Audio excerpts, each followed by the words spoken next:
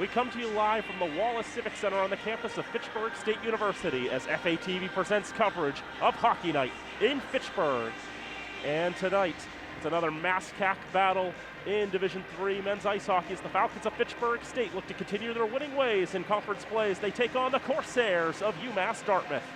Good afternoon, everyone. Thank you for tuning in. I'm Daniel Bolak, happy to be along with you here today. Falcons coming to this game with a record of 7-6-2, 5-2-2 in the MassCAC for 18 points. Coming off a milestone victory on Thursday night, 4-3 over the Rams of Framingham State. G. Bouthiette had the winning goal with 3:44 to go in the contest. Added an assist as well. Joshua Miller, after missing several games, back in the lineup, found a goal and an assist of his own. Oliver Cookson and Antoine Gignac each found goals, and Max Macchione stopped 24 shots, one of which was on a penalty shot as well, to seal the victory for the Falcons in what was head coach Dean Fuller's 1,000th game as head coach of the Green and Gold. The second Division III coach to ever coach 1,000 games. A tremendous milestone for the longtime bench boss of the Falcons. His 38th season coaching hockey, 39th year overall with the program. 585 wins, 351 losses, 64 draws. A prolific coach who has made this program, well, the best program really for what anyone's money's worth at this university, with constant success year in and year out. They've never missed the playoffs. That's how good this team has always been. As for, and there will also be a ceremony to honor Coach Fuller's 1,000th game. But I can tell you, having talked with Coach Fuller over the years, he probably thinks, it's a nice accomplishment, but he's really more focused on the present. He's probably more interested in beating UMass Dartmouth today than he is to celebrate game number 1,000, but it's still a tremendous accomplishment. The third longest tenured coach in Division III hockey as well, behind Bill O'Neill, 41 seasons at Salem State, the one other coach to coach 1,000-plus games. We saw him just last week when the Falcons dispatched his Salem State Vikings 3-1. And Jack Arena of Amherst College down in Amherst, Mass. 39 seasons, but not as much playoff success over the years, so Coach Fuller got to 1,000 wins first. As for UMass Dartmouth, they're coming into today with a record of 4-9-2, 3-5-1 in the MassCAC. Those numbers are a little down right now as to what you'd expect, but don't think UMass Dartmouth is going to be an easy walkover, cakewalk opponent. This team is fourth in the conference right now with 10.5 points, a 3-5-1 conference mark. And the last time these two teams met, it took a last-minute goal for Fitchburg State to even draw. 3-3 was the final in that one, as Reese Bergman was able to find 2 goals, including a shorthanded game-tying goal with 17 seconds left. Oliver Cookson had a goal as well. Max Macchione, 37 saves. Matthew Zadanowicz, Tyler Stewart, and Michael Mania had the goals for UMass Dartmouth. Sky Silverstein had 2 assists. Daniel Davidson had 40 saves. And for UMass Dartmouth, they're coming off a loss to Plymouth State in what was a high-octane game. 93 shots, but only 3 found the back of the net. Jay Maynard had the first goal, 4:21 in, but the Panthers struck twice to take a 2-1 lead at the first intermission, and then the goalies stood strong. Brendan Brawley and Daniel Davidson didn't allow another goal the rest of the way, and Plymouth State remained undefeated in conference play, now 9-0 with that 2-1 win, so UMass Dartmouth looking to bounce back from that. We're going to send it down to public address announcer Dr. Robert Hines for today's pregame and festivities.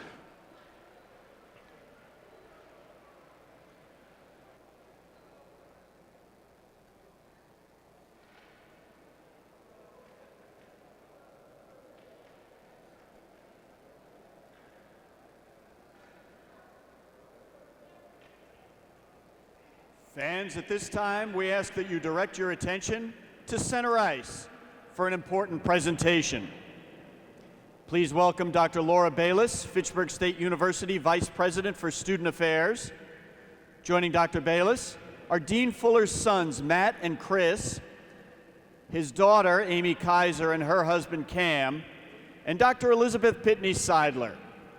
Additionally, please welcome retired assistant coach Malcolm McPherson, current assistant coaches Vinny Giambracco, Mike Chartrand, and Tom Patty, as well as athletic trainer Rebecca Schersnow.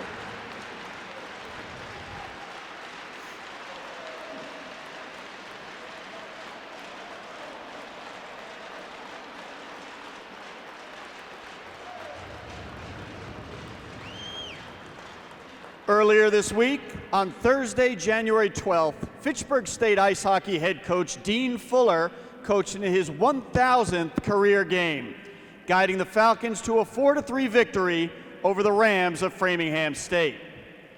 Coach Fuller's achievement of this milestone makes him just the 20th head coach across all NCAA divisions and just the second head coach in Division III to reach 1,000 games coached. Coach Fuller is a 1978 graduate of Fitchburg State College, as well as a former standout student athlete for these green and gold.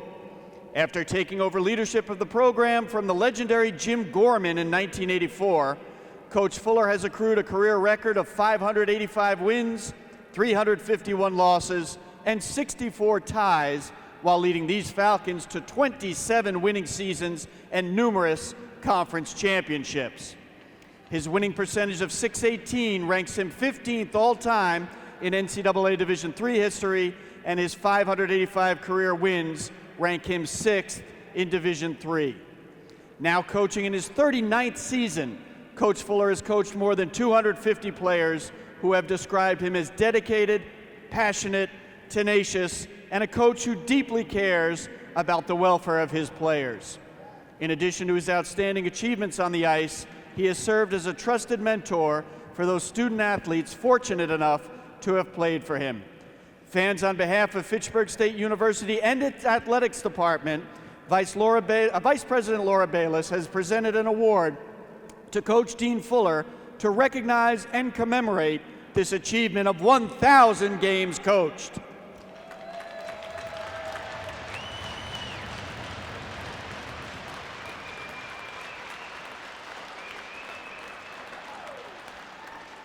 Thank you, and congratulations, Coach Fuller. Fitchburg State Athletics would also like to recognize and thank Carl Bletzer of Bletzer Realty Group and an alumnus of Fitchburg State for generously donating the award being presented to Coach Fuller this evening. Thank you, Carl.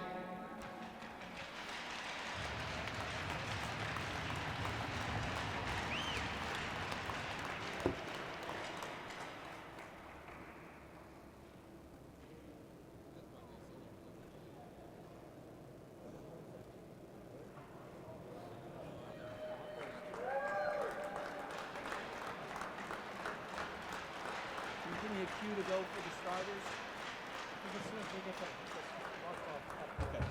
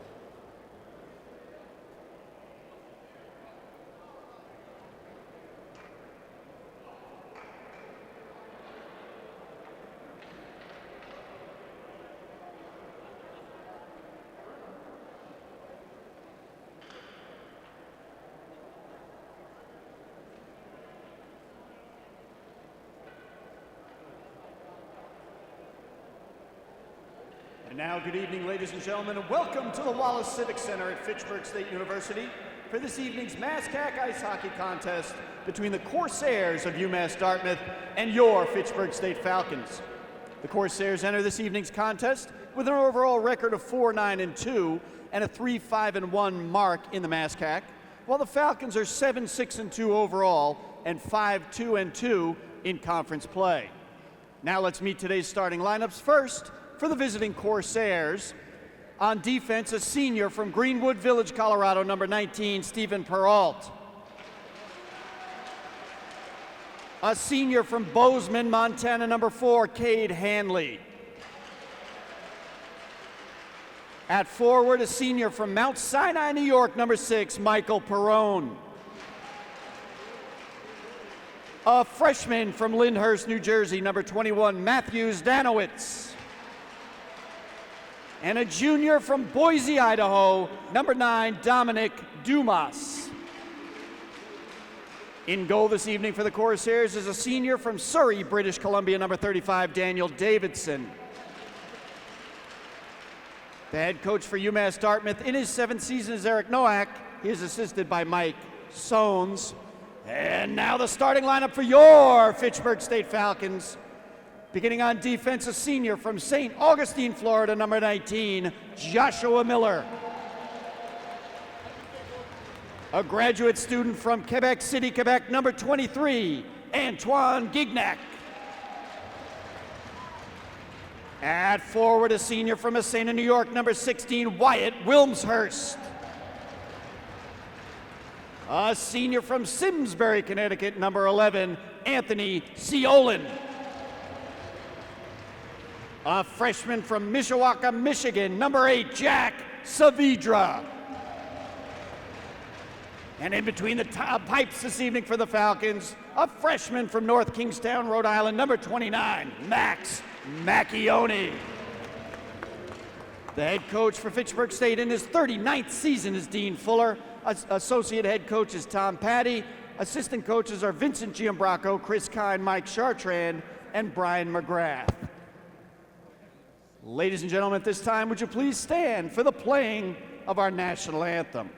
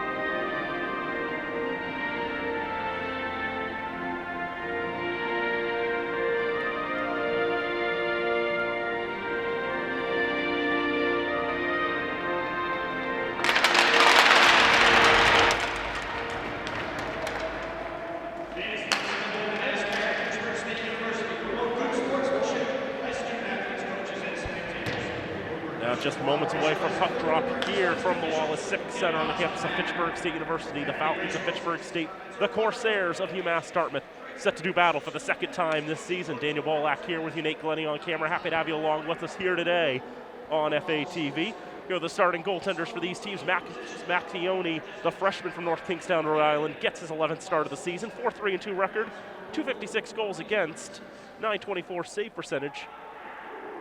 317 saves on 343 shots. He's got a shutout and an assist on the season. Do the math now, it's probably 5-3-2.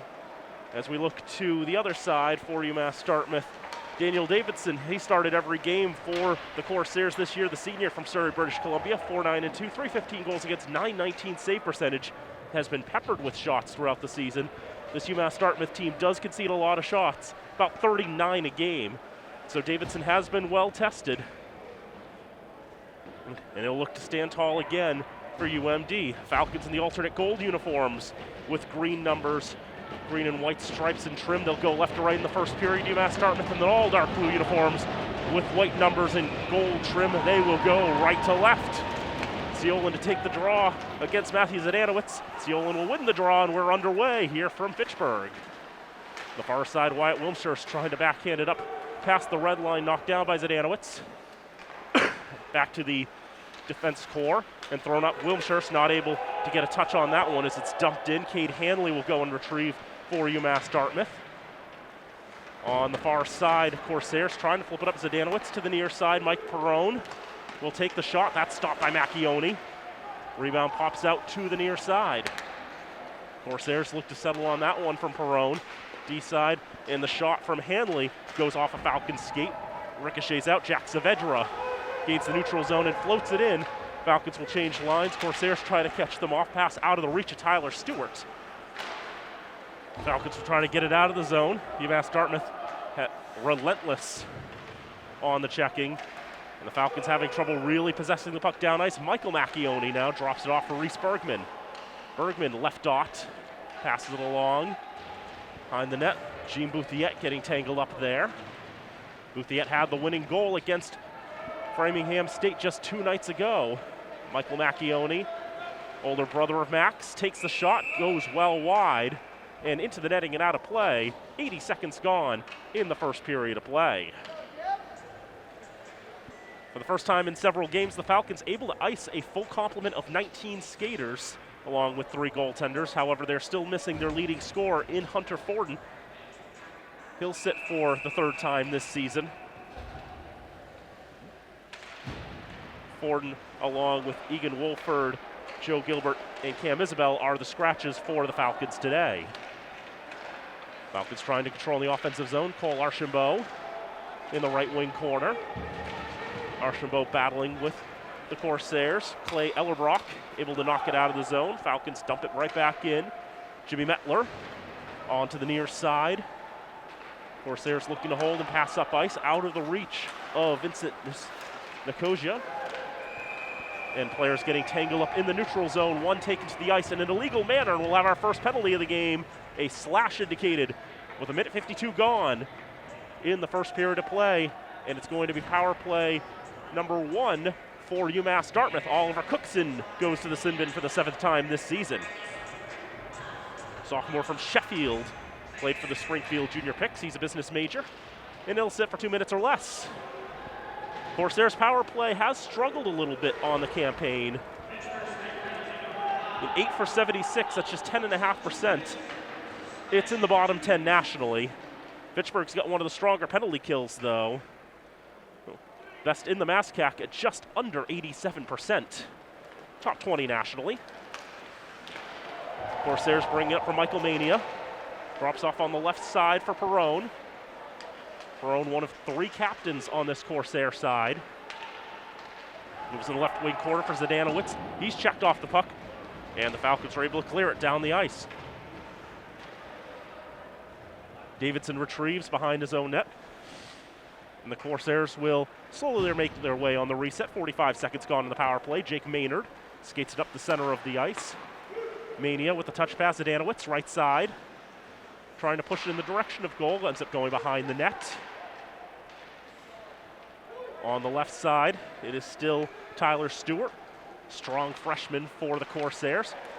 Tic-tac-toe passing, trying to find Stewart. Shot stopped by Macchione. Rebound is loose in front of him. He's able to keep that one out. That shot also took a bit of a tip on the way. Made it a little more challenging for the freshman, but he's able to stand tall. On the right side, Corsairs trying to settle up, try to find Stewart again. 4 goals, 9 assists this season. Not able to get his stick on that puck. Corsairs still have it with 30 to go on the power play. Another shot, that was wide.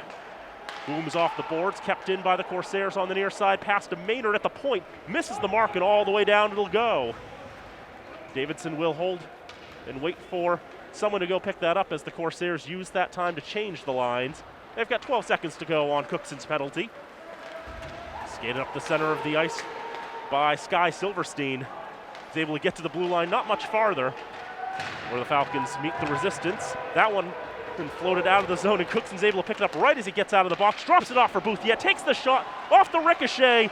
Cookson tried to bake it in off someone. There's no one to bake it off of. And helter-skelter in front of the Corsair net.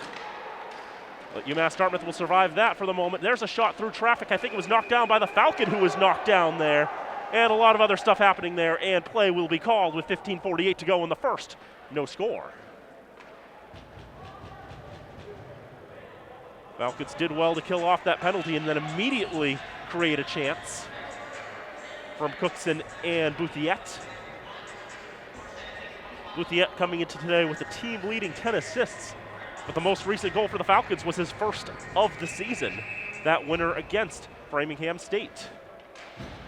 Draw to the right of Davidson. Will eventually be controlled by Fitchburg State. Archambault trying to center. Ends up missing the mark. It was Kramer trying to find Archambault, rather. And a shot from the right side is stopped by Macchione, 29-29. Zach Tarantino had the shot. Macchione was able to glove it down, but not hold it in his glove. Falcons will play it on, though. On the near side, in front of the Corsair bench. Falcons dig it out, Archambault, left side. Trying to find Corey Tumanis. And we have a penalty coming here. Elbowing is indicated. Resounding thud into the boards with the elbow out. Not legal. And Zach Tarantino will go to the penalty box. His 7th game of the year for the Corsairs, a junior from Jackson, New Jersey. He picks up penalty minutes number 18 and 19. Odd number means he's picked up a major somewhere along the way this season. But he'll take this minor penalty, and the Falcons will go on the power play for the first time today. So Josh Miller on the left side.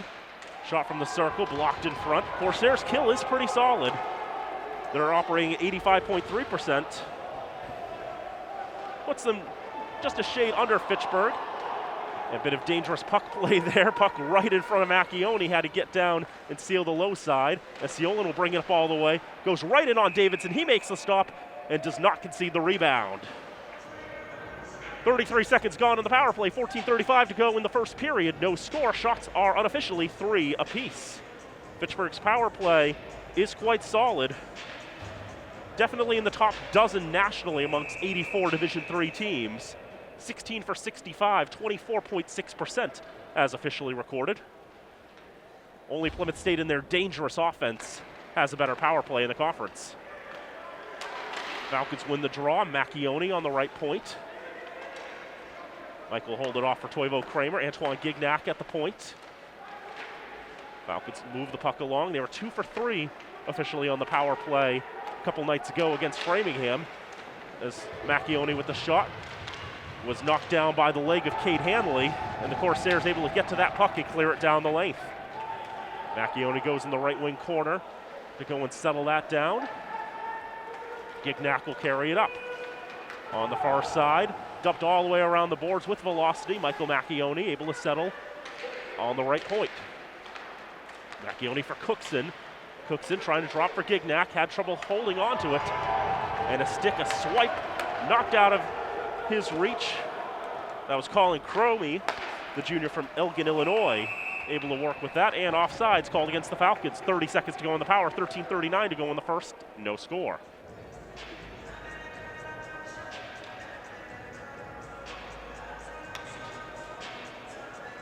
Draw will come outside the zone. Siolan to take the draw against Clay Ellerbrock. And that draw goes advantage UMass Dartmouth, more or less. Fitchburg has to retreat back into their own end. Siolan rushing it up with 17 to go on the power. Ellerbrock with the pressure. Bergman in the left wing corner. Holding on to it. Tried to find Wilmshurst deep in the slot. Just missed the twig. And down the ice it'll go. Miller will go and retrieve. As time will run out on the power play. And released from the bin is Tarantino. Each team unsuccessful on their opening power plays.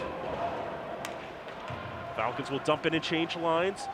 Lane Ruffner back in his own end for UMass Dartmouth. Passing with Hank McDonough. Corsairs will throw it up near side. Tarantino not able to get much on it. 2 minutes. Will throw it in. Goes off a Corsair stick into the left wing corner. Samuel Rennick in pursuit. Jeremy Millette there as well. But the one Corsair will win the puck and move it along. That's Sky Silverstein. That's a bad turnover, and a shot goes just wide. Might have been Macchione, it just wasn't on target for Mania. Nearly the first strike for UMass Dartmouth. Fitchburg picking up the loose puck. Millette on the right side, shot, score! Corey Tuminis on the one-timer from the right side opens the scoring for the Falcons.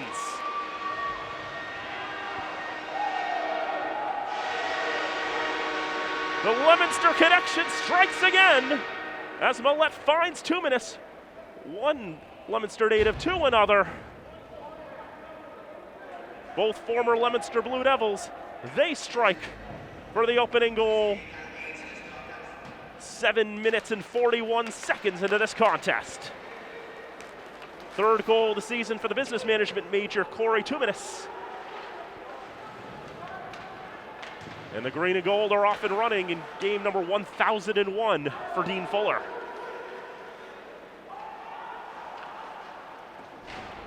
Far side in the Falcons zone, having trouble getting it out. Kept in by Hanley. Behind the net it goes into the left wing corner. And UMass Dartmouth continues to hold, gets a shot off there for Perone, one of the tri-captains. But Max Macchione will stand tall there. Stop it with the right pad. Number 17, Corey Tuminis, assisted by Jeremy Mallett and Samuel Rennick. So there's the official scoring. Millette and Rennick will get the assists. Millette's 4th assist of the season and 3rd assist of the year for Rennick. That shot knocked down in front from Zananowicz. Now moving around, far side. Bouthiette moves it along. Wilmshurst with a shot. Couldn't get it cleanly away. Pressure there from Kevin Johnston, knocking that one down. Far side in the Corsair end. Trying to dig at it, 5 players, comes out to Bergman in the left wing corner. And on the far side, Hank McDonough will carry it up ice. Pushing it along, Falcons will settle from Trenton Skaggs. Skaggs behind his own net on the far side. Flip down the ice to the red line, taken by McDonough. They'll skate it back into the zone for UMass Dartmouth. 10:35 to go first period, 1-0 Falcons in front. That's a long stretch pass that will go for icing. And clock will stop now, and actually there is icing, but there's also a penalty. Interference is going to be called. And that's going to take precedence there, as going to the box is going to be Sky Silverstein. His 5th penalty of the season for the team's leading scorer. That'll make things a little challenging. So we're now joined by Assistant Athletic Director and Sports Information Director of Fitchburg State, Betty Ampera. Nice to have you along with us here today. Thanks for having me, Dee. So obviously now we'll hold off on the questions for a moment as the Falcons going on their 2nd power play of the contest.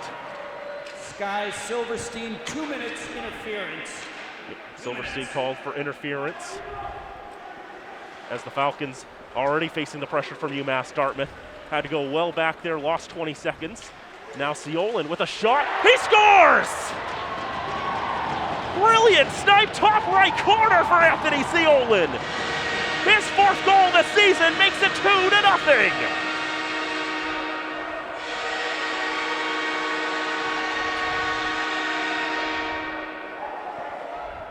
I know Seolin's missed a couple of games, been chomping at the bit to get back in the lineup. And you can see that speed coming up on the right side. And a brilliant snipe there for the senior from Simsbury, Connecticut, the business accounting major. Makes it 2-0.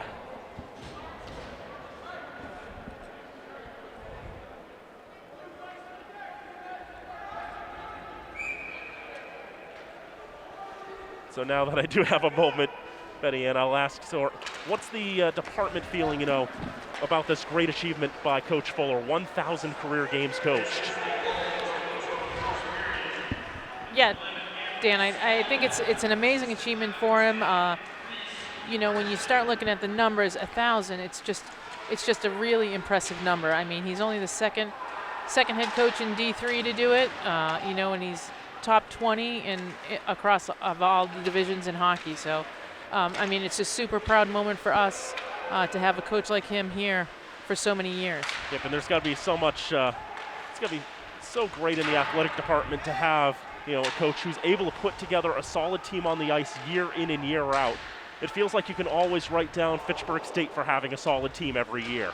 I mean, he had some, we look back at some stats, I mean, such ridiculous numbers. 11 teams with over 700% winning percentage. He actually had a team one year with over 800% in the winning percentage. He's made it to the postseason, every year he's been here. So, I mean, just some incredible numbers. Yep, we see all those banners that hang on the wall, 9 different championships. Of course, a lot of those coming in the 90s when this was a wagon of a program as well, and back before NCAA tournament auto bids really existed, so it was a little harder to make the tournament back then.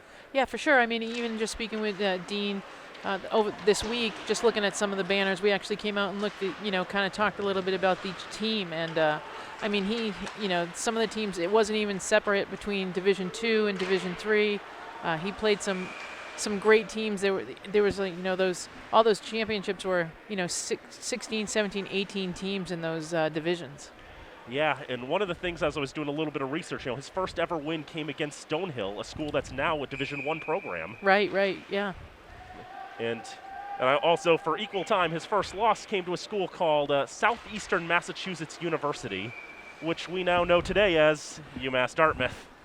I mean, he's had some, obviously some really big wins against UMass Dartmouth, and, maybe obviously his first loss. But nothing, nothing bigger than the championship. Yeah, it reminds me of that old rivalry he had with John Raleigh for so long.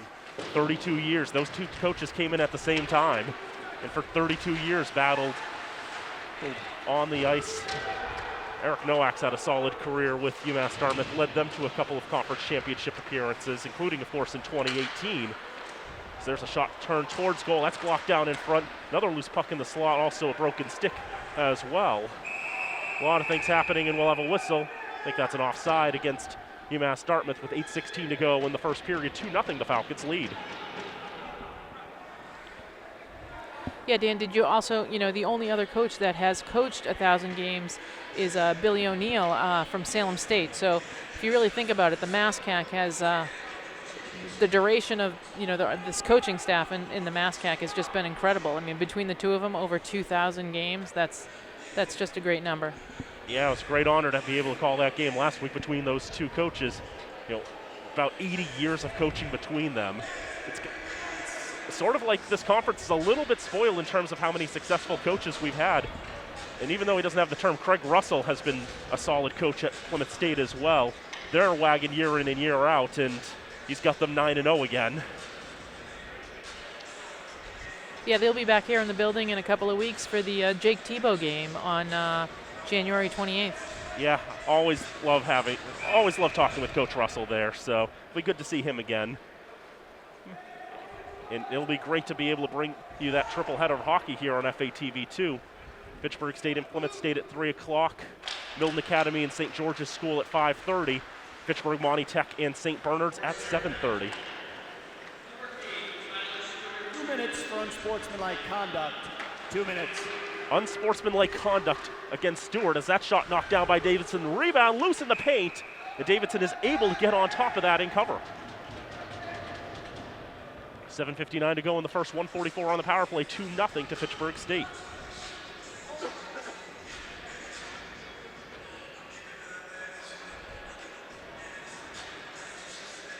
Nice to see the Falcons healthy. Oh yes, of course. And that's been a challenge the last couple of weeks. Is just, they've gone down with the sickness a little bit in the worst way. So have I. I'm battling a cough myself, but I'm trying to get back here. Here's a good 2-on-1 chance for UMass Dartmouth. Clay Ellerbrock and Billy McDevitt just couldn't quite get on the same page. Falcons will bring it up ice, already 1 for 2 on the power play tonight. UMass Dartmouth a little less disciplined than most teams in the conference.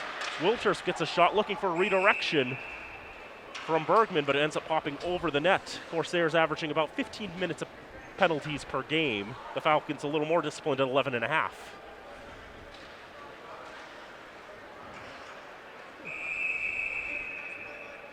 So 12:31 gone in this contest, 2-0 the Falcons in front What are some of your observations for what you've seen out of this team the first 12.5 minutes of the game? Sorry to put you on the spot.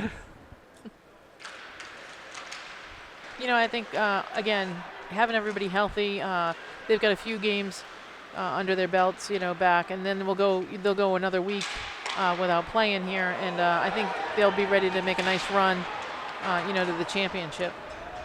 Absolutely. This is a very solid squad put together yet again, and also, Brian McGrath eventually had to graduate. Having one of the greatest goalies in program history has helped the Green and Gold the last few seasons. But Max Macchione has really taken on that number 29. And he's put up some really good numbers as a freshman, just like Brian did back in the 17-18 campaign.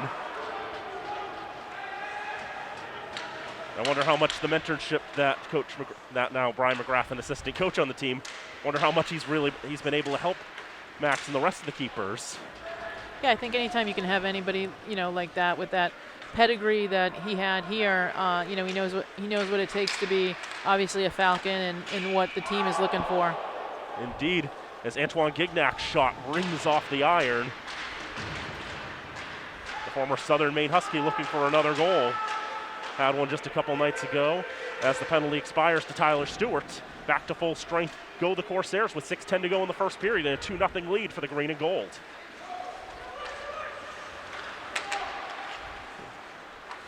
Puck pinballing around in the neutral zone, settled by Michael Mania, the junior from Bayville, New Jersey.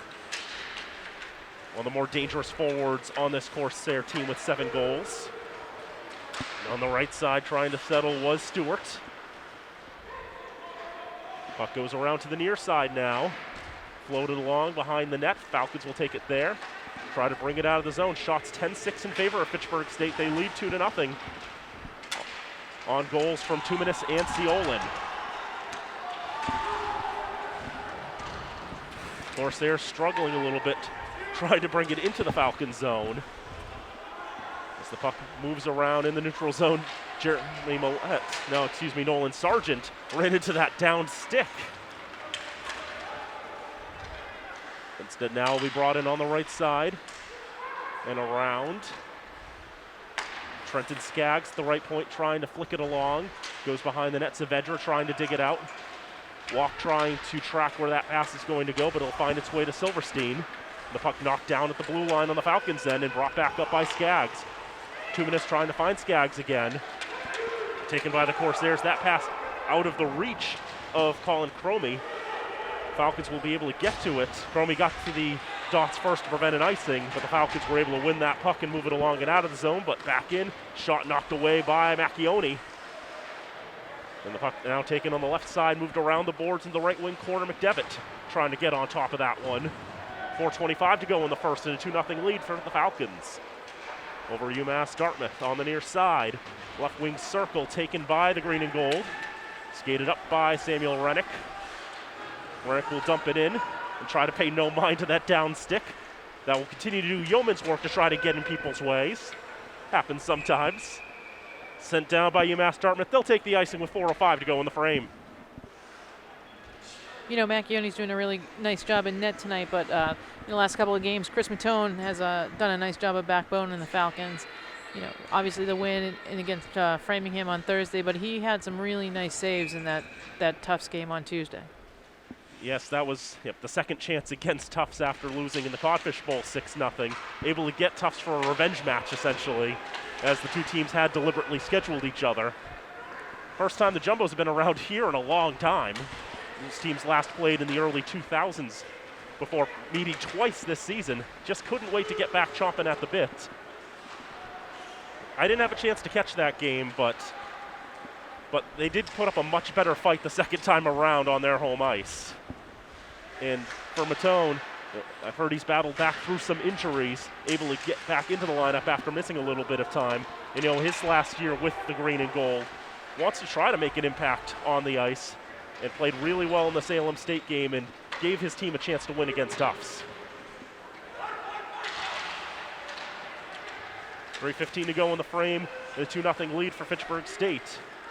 Corsairs go D-to-D, Lane Ruffner and Hank McDonough. Passing up ice on the far side. Corsair center in front, they score! deep in the slot. Mike Perrone puts the Corsairs on the board.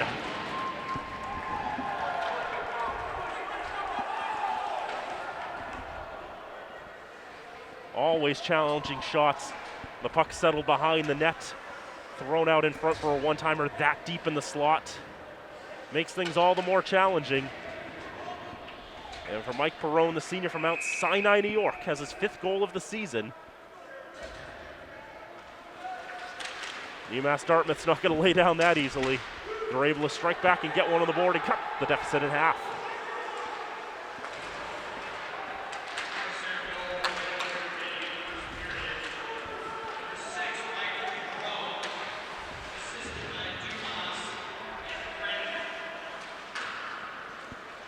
I can tell you that Dominic Dumas had one of the assists, junior from Boise, Idaho. Matthew Zananowitz the other one. Zananowitz, a freshman from Lyndhurst, New Jersey. 2:25 to go in the first period, 2-1 lead for Fitchburg State. What's been an action-packed first frame. Toivo Kramer brings it up on the right side. Archambault through a bit of traffic, his shot was blocked. Now Davidson has lost his crease. The Falcons can't do anything about it though. Couldn't find a spot to center and pass or get around the net quickly enough. Dropped off on the right side, shot blocked off the stick of Johnston. Trent Skaggs trying to get to that puck for the Falcons on the far side. He'll carry it up ice. Skaggs with a bit of speed.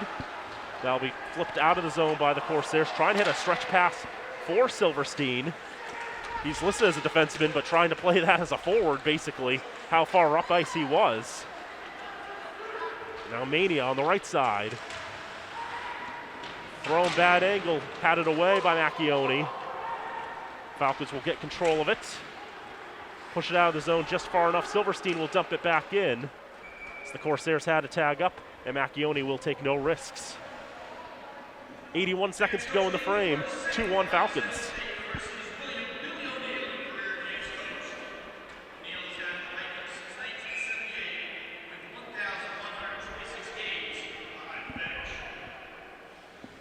They mentioned, Billy O'Neill, the head coach at Salem State, and the number of games he's coached and how long he's been there. 41 seasons with Salem State. Actually, the longest tenure for any ice hockey coach, period, in NCAA hockey. Just think how staggering those numbers are as well. Falcons with a 2-on-2 developing. Bouthiet with a shot patted aside by Davidson.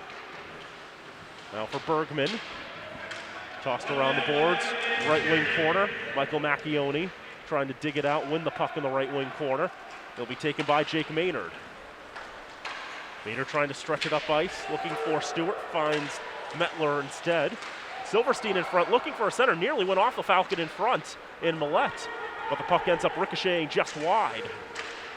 35 to go in the frame. Johansson bringing it in, trying to protect the puck, centering. But Bergman can't receive that pass. On the near side, Stewart bringing it up the ice. And the puck knocked out along the blue line, delayed offside against UMass Dartmouth. They couldn't touch up. Falcons getting a little crossed up in terms of positioning and the like, but they're able to dump it in with 12 to go in the frame. Corsairs perhaps looking for one last rush. What we'll get is an icing though, and the Falcons will have one more scoring chance with 7.3 to go in the frame. Shots unofficially 11-9 in favor of Fitchburg State. Goals for Tuminis and for Ciolin for the Falcons, and for Perrone for the Corsairs. To the right of Davidson, battled for, eventually won by UMass Dartmouth. Try to flip it down ice, ends up flipping it out of the zone instead. One more chance with 2.2 to go. Some coaches would actually pull for an extra attacker here because it's so difficult to get the puck down the ice in 2 2/10. Falcons aren't going to take that chance anyway, though.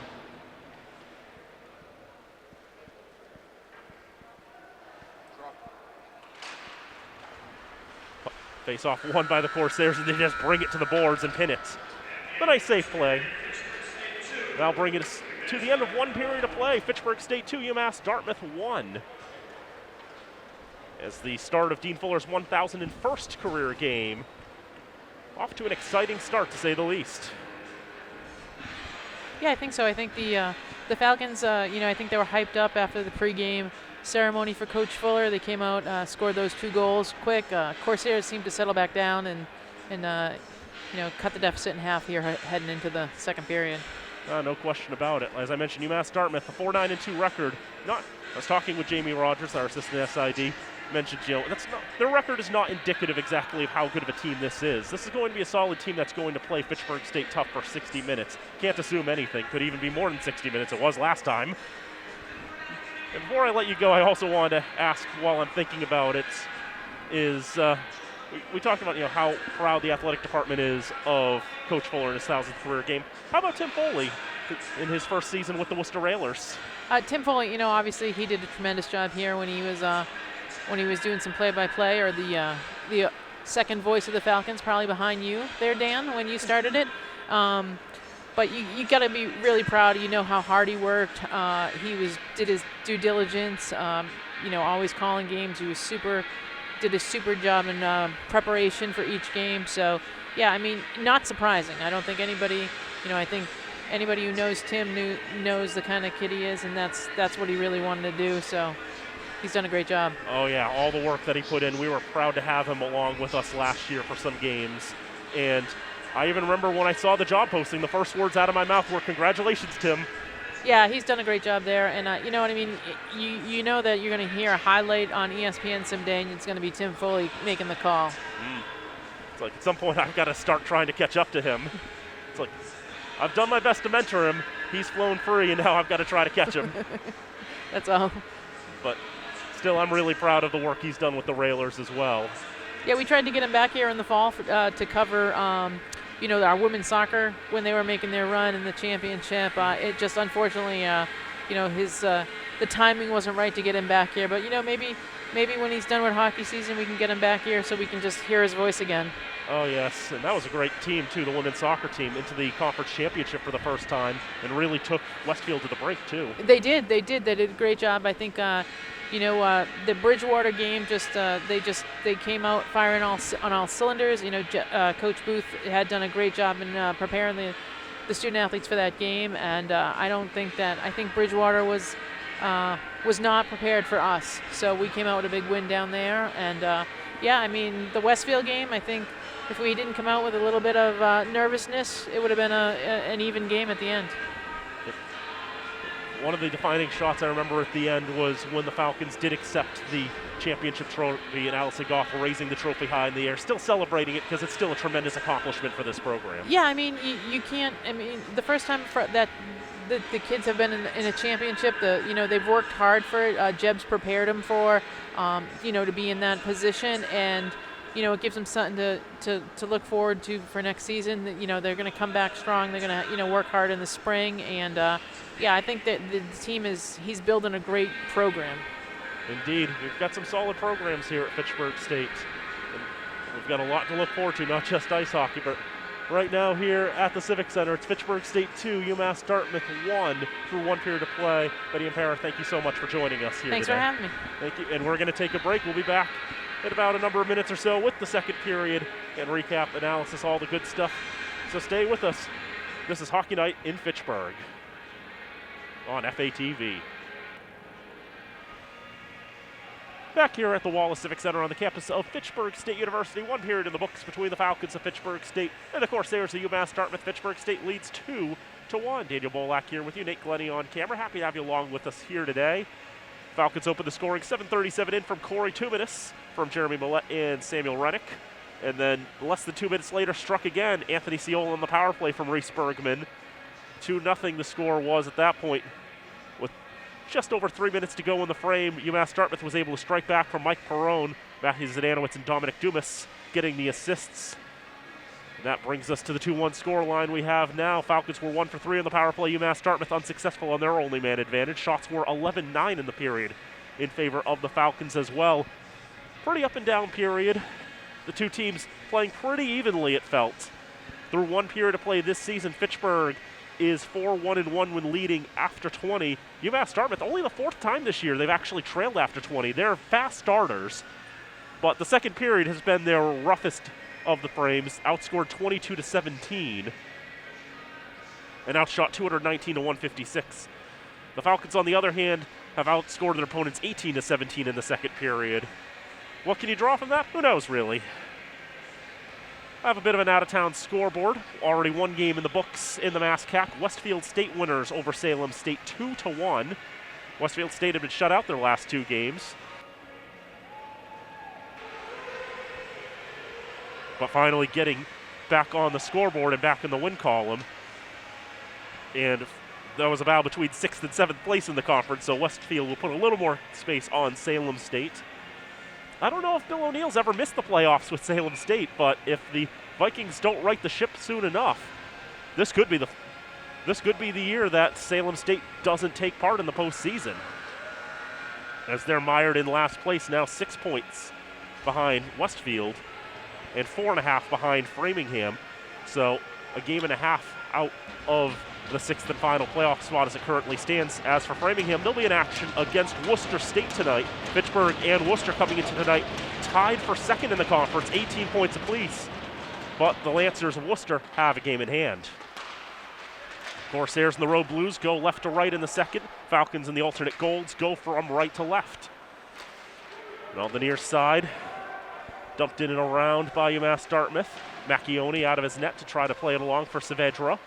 But UMass Dartmouth takes control, backhands it towards goal, but goes behind the net. Corsairs pick it up, move it along from Hanley.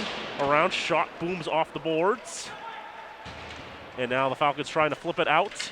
Kept in just barely, and Hanley even kicking it along with his skate. As long as you're not kicking in the net, that's perfectly fine. And Saavedra up the right side. We'll move it along. Falcons will change some lines. Antoine Gignac will try to pick it up on the left half boards, thrown in front. It ricocheted out to Bouthiette, who got a great shot on, but just missed the mark. That pass goes off a Falcon skate and ricochets out of the zone, and now Macchione will have to go out, play that along with a bit of pressure there from Tyler Stewart. Corsairs will settle it back down again. Silverstein throws it towards goal, and Macchione will take no chances. He'll cover for a draw. 1 minute and 11 seconds gone. Also an update on other Falcon sports in action today. Ice hockey trying to be the only team trying to prevent getting shut out, basically, win-wise, as the men's and women's basketball teams fell to Salem State earlier today. Men's basketball fell 67-62. Women's basketball 84-65, 84-66. Last week when Fitchburg and Salem played, the basketball teams were playing MCLA, and both the men and women were able to beat MCLA. Both coached by former Fitchburg State coaches to boot, too. Derek Schell for the MCLA men, David Bostick for the MCLA women. Out of the zone it comes, and taken by Stewart. We'll toss it along the red line, and pulled in by Mettler. Mettler gets a shot, but it's well off the mark. Puck moves around, interference is going to be called, I have to imagine, against Fitchburg State. Indeed it will be. Corsair taken to the ice when the puck was very much not available. And Michael Macchione has sinned, so he'll sit in the bin for 2.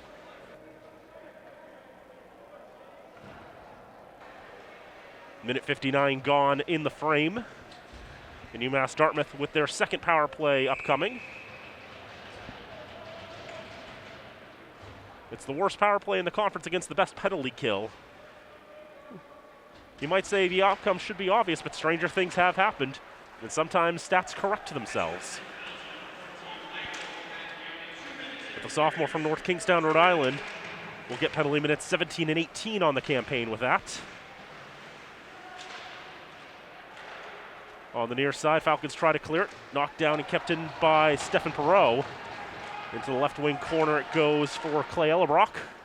Trying to dig it out. Perreault kept it in for a moment. Falcons are now able to take it out.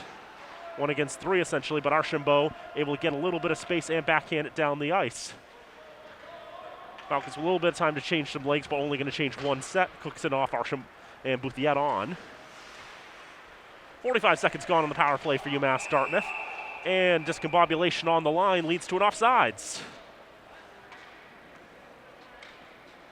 Faceoff will come outside the Falcon zone. Eric Nowak, the head coach of UMass Dartmouth, his 7th year with the Corsairs, his 20th overall coaching in Division III hockey. He spent 13 years with Johnson & Wales in Providence, coaching the Wildcats down there to a record of 148, 172, and 21. 71, 68, and 12 with the Corsairs. This is game number 493 for him in his career. And doing the math, game number 500 would actually be the next time these two teams meet down at Hetland Arena on February the 9th. Of course, there could be some blizzards that get in the way of that, postpone games and then make it so that won't be number 500, but you never know. As it currently stands, that will be number 500 in his career. That game on February 9th, the third meeting between these two teams. Corsairs finally able to get it back in the Falcon zone. 35 to go on the power play is Maynard on the right side, moving it along. Corsairs go to center, goes off the skates of Perrone. Now Stewart at the right point. Stewart holding, moving his way along the blue line. Now to the left circle, tries to get a bad angle shot, rises it over the net. Maynard on the right side. Looking in front, Mandy up, backhand shot. That's shouldered away by Macchione and cleared down the length of the ice. 5 seconds to go on the man advantage. Corsairs trying to get one last rush. Brendan Walk's not going to allow that. Michael Macchione's out of the box. Back to full strength are the Falcons. As 2 minutes settles at the right point, brings it across. Now back again for one-timer. Long stretching give and go. 2 minutes not getting the best of Wood on that shot. Puck in the right wing corner. 2 minutes trying to center for Rennick. Whiffed on it. Nolan Sargent keeps it in. Toss it around to the right side. Corsairs able to pitchfork it down the ice. Won't be offsides there. And Sargent just able to read that brilliantly. Knock that away. Sargent's missed a couple of games as well, so he's back in the lineup for the first time in a little while. Turnaround shot gloved by Macchione. He'll hold for a draw. 15-16 to go in the second period. 2-1 Falcons in front. Shots in this period 3-0 in favor of the Corsairs. The first of his 585 career wins. Draw will come to the right side of Max Macchione. 11 saves for the freshman. Behind the net, the puck migrates. UMass Dartmouth looking to probably center it. See a Corsair waiting deep in the slot, and Cromie. Pass is never able to get to him. Never really even able to get a pass offsides against Fitchburg. Puck went over and back as the players were trying to set up there. 5:03 gone in the frame.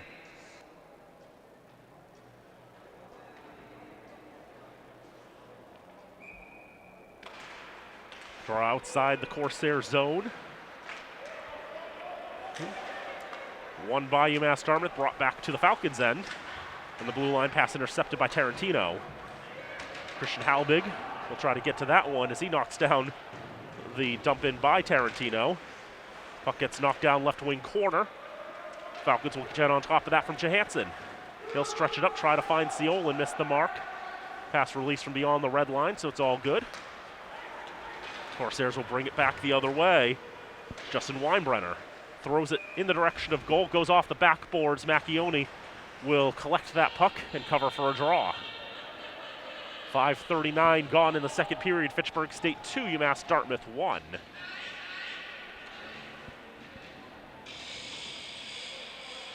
So you mentioned these two teams playing for the second time this year. They'll play one more time on February 9th. Falcons won't be back here at home until the 26th against Worcester State, which will be the last game of the second cycle of conference play for the Falcons. They'll start the third and final cycle 2 days later with Hockey Day in the Berg. Fitchburg State and Plymouth State. Centered through the paint, nobody there on the other side, but Perreault able to settle. Look for the one-timer, and the redirection there for McDivitt ends up going wide of the cage. Now another shot through a lot of traffic, and somehow Macchione's got that in his glove. which doesn't seem believable based on the way that he moved to try to get that puck. But that's what seems to have happened there.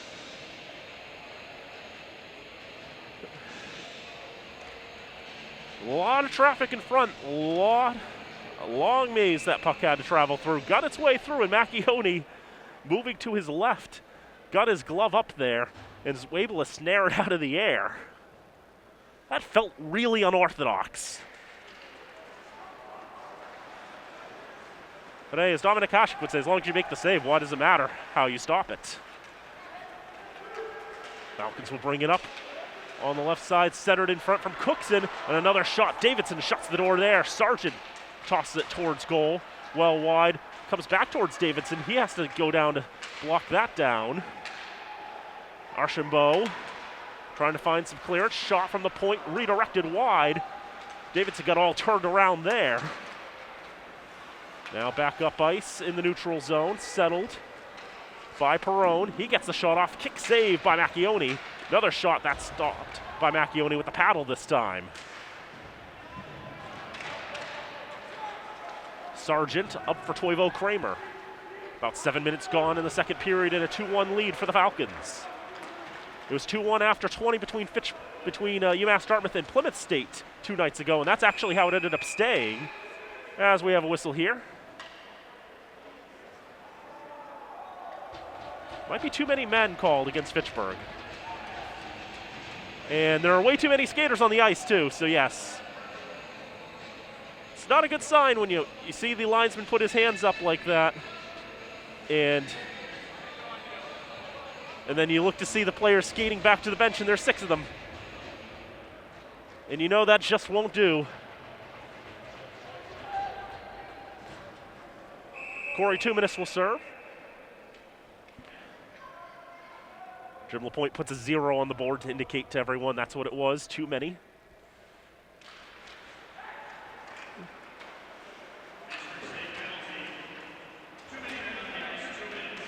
The Corsairs, oh! That pinball's in! Macchione got caught out! And we are tied!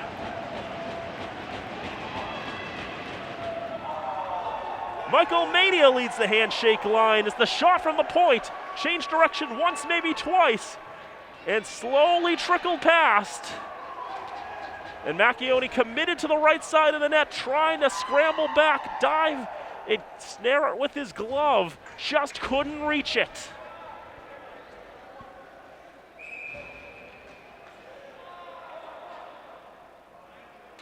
Must feel like an agonizing goal for the freshman keeper to concede there. And it's a fresh hockey game now, 2-2.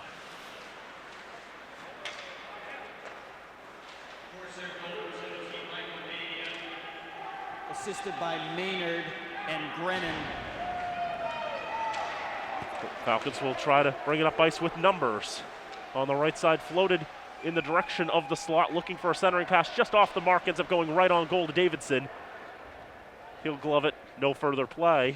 Corsair falls down, people getting cross with each other. Mania from Maynard and Zdanowicz. On the power play at 7:19, equalizes the score for UMass Dartmouth. Mania's team leading 8th goal of the season. It's Zdanowicz getting his 2nd assist of the night.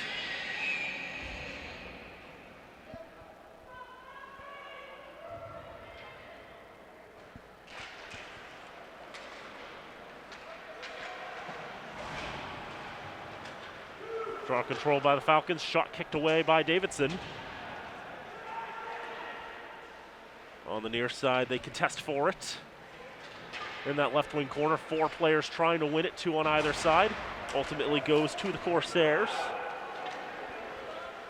And dumped in, Macchione nudges it along.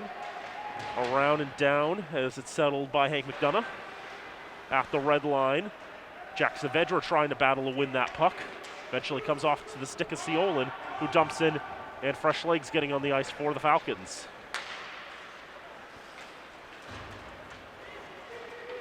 From the far side, Nicosia will knock it around, and Rennick trying to settle, far side hash boards.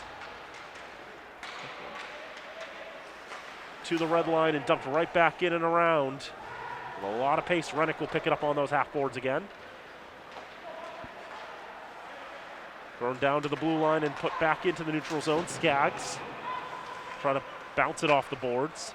That'll be intercepted instead, as Hanley got in the way of it. Both teams really trying to battle for control.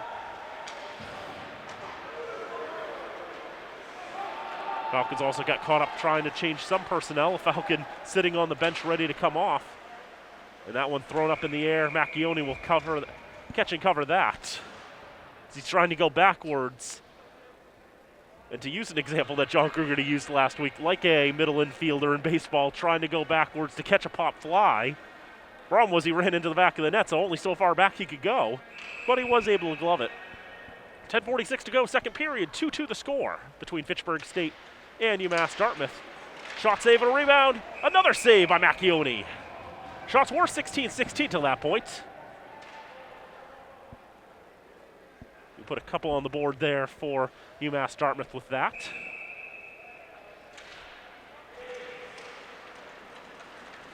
This draw won by the Falcons. Bergman flips it up to the right wing corner. Dump and chase. Michael Macchione trying to get there first. Now in front, one-timer save, rebound, second chance, couldn't be released as cleanly off the stick of Bouthiette. Trying to find his second goal in as many games. Michael Macchione on for Bouthiette. Bouthiette drops off for Bergman. Bergman shot gloved by Davidson, he'll hold. 13 seconds short of halfway in this contest in a 2-2 hockey game.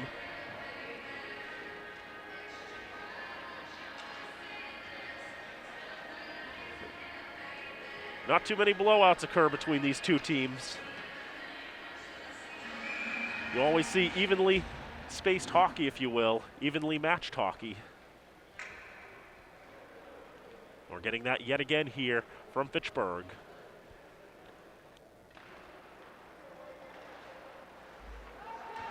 Draw controlled by UMass Dartmouth, thrown around the boards to the near side. Silverstein trying to stretch that up to Mania. A touch on will clear that one. Silverstein picks it back up, dump back in. Corsairs tag up, Macchione will settle behind his own net. On to the far side, Cookson trying to get it cleared, just enough, in a 2-on-1 perhaps. Toivo Kramer on the right side tries to feed Archambault, baseball attempt towards goal. So that was a high flip pass.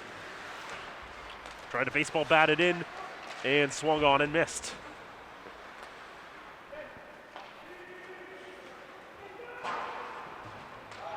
Dumped in by the Corsairs. Johansson couldn't settle it on the first try. He'll settle it from behind the net. And with two Corsairs pouncing on him on the back. Falcons trying to move it up. That's thrown in towards goal. Halbig with a 90-footer. Gloved down by Davidson. Long stretch pass on the right side. A shot kicked away by Macchione from Billy McDevitt. Katuminis with a settle on Gignac. Trying to put the brakes on as he knew that Millette was still in the zone, but just could not stop his momentum, and offsides called. 8:59 to go, second period. Fitchburg State 2, UMass Dartmouth 2.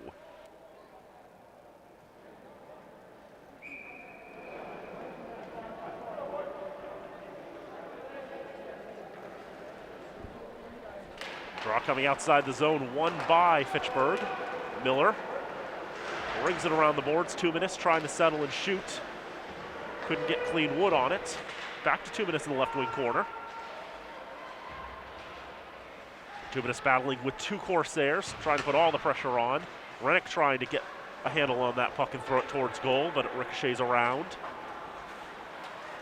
Out to the red line, Gignac trying to settle, pushes it back into the Corsair end. D to D, puck goes to the far side, stretch pass misses the mark, and it will go for icing. Face-off will come to one side, Davidson. 8:24 to go in the second in a 2-2 game. Pretty evenly balanced. These teams both 1 for 3 on the power play. Shots 18-17 in favor of UMass Dartmouth. Fitchburg State coming into today tied for second in the conference with 18 points. UMass Dartmouth coming in solidly in 4th place with 10.5 points.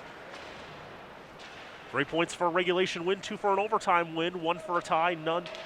1.5 for a tie, 1 for an overtime loss, none for a regulation loss. That's the new system this year. As that puck popped right to Saavedra deep in the slot, couldn't get enough pace on it. Davidson able to make the stop, and no Falcon there for the rebound. This will just make its way to the goal line in the right wing corner for icing.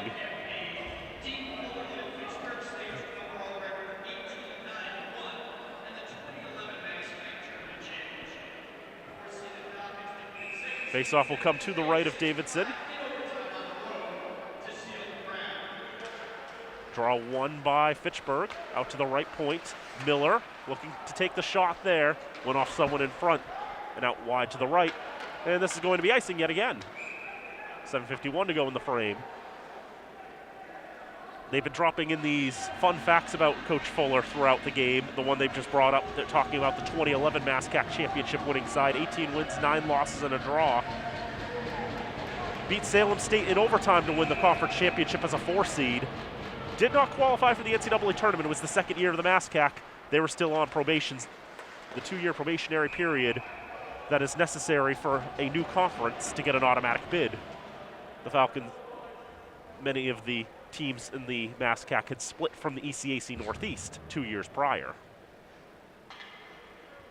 So no auto bid, no bid yet. They got one the following year, but no trip to the NCAA tournament. The last time they'd won the ECAC Northeast in 1999 was actually the same exact problem. It was the last year before they got their auto bid. So they weren't invited that year either. Bad angle shot taken by Johnston is gloved by Macchione. And words being exchanged after Macchione's run into a little bit.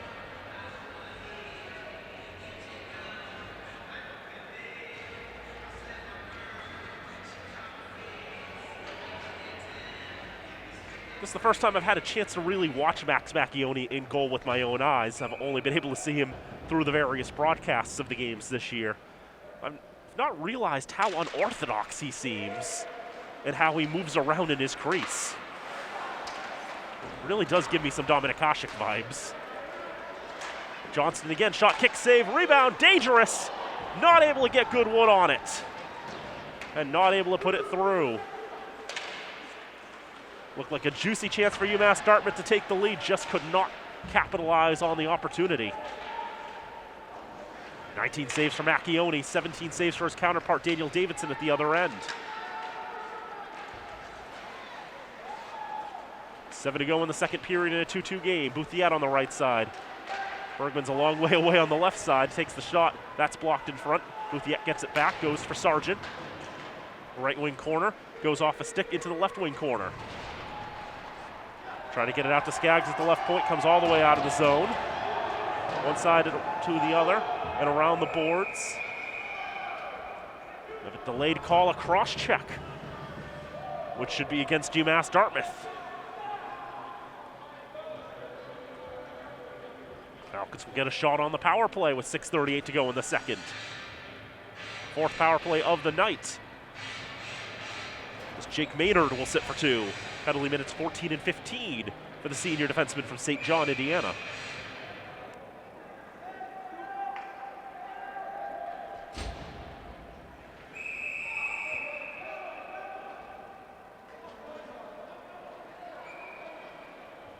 So the draw comes to the right side of Davidson. Falcons have a power play goal from Seolin, who just won that draw, as Miller holds at the point. On the right side for Wilmshurst, back for Miller.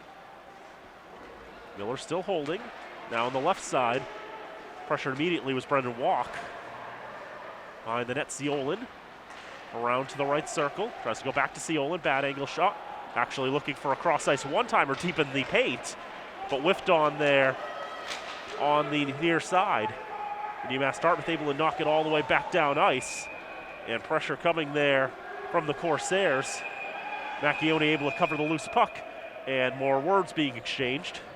It was Zach Tarantino who had the rush there for the Corsairs.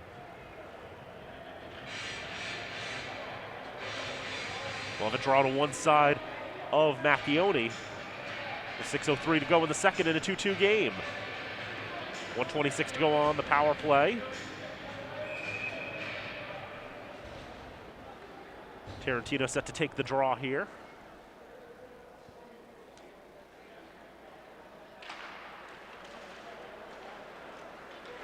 Draw won by the Falcons is Kramer. Up for Antoine Gignac.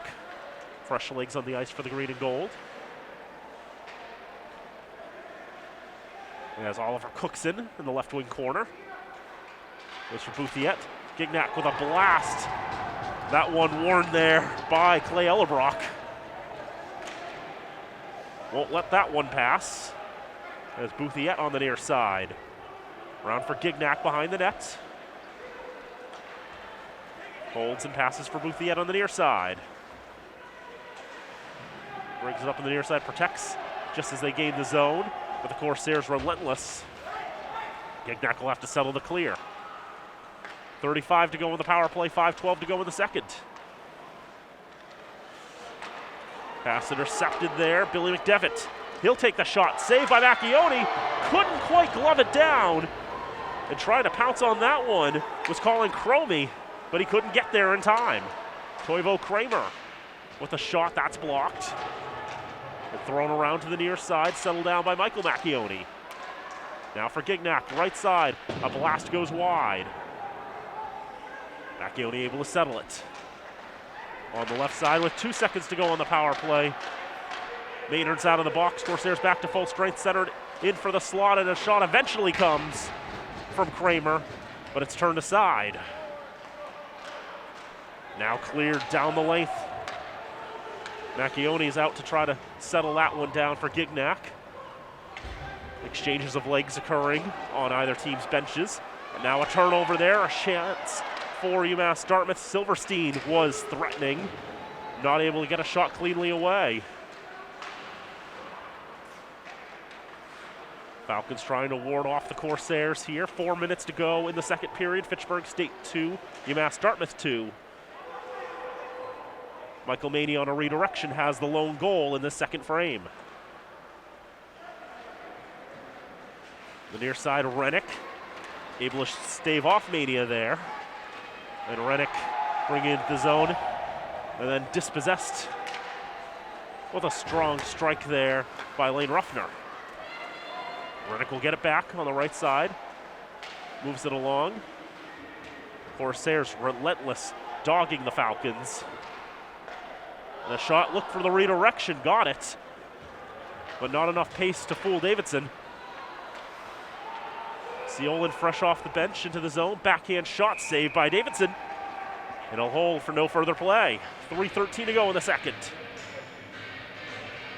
2-2 between the Falcons and the Corsairs. Looking ahead for these two teams, their next matchups. The Falcons will have a week off. They'll next be in action on the 21st on Saturday, going to Amelia Park to take on the Owls of Westfield State for a 5:35 puck drop.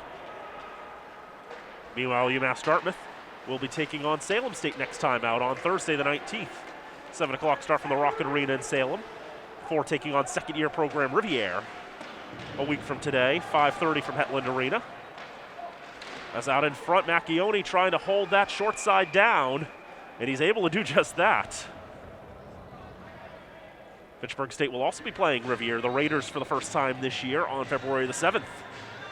That'll be here at the Civic Center at 6:30.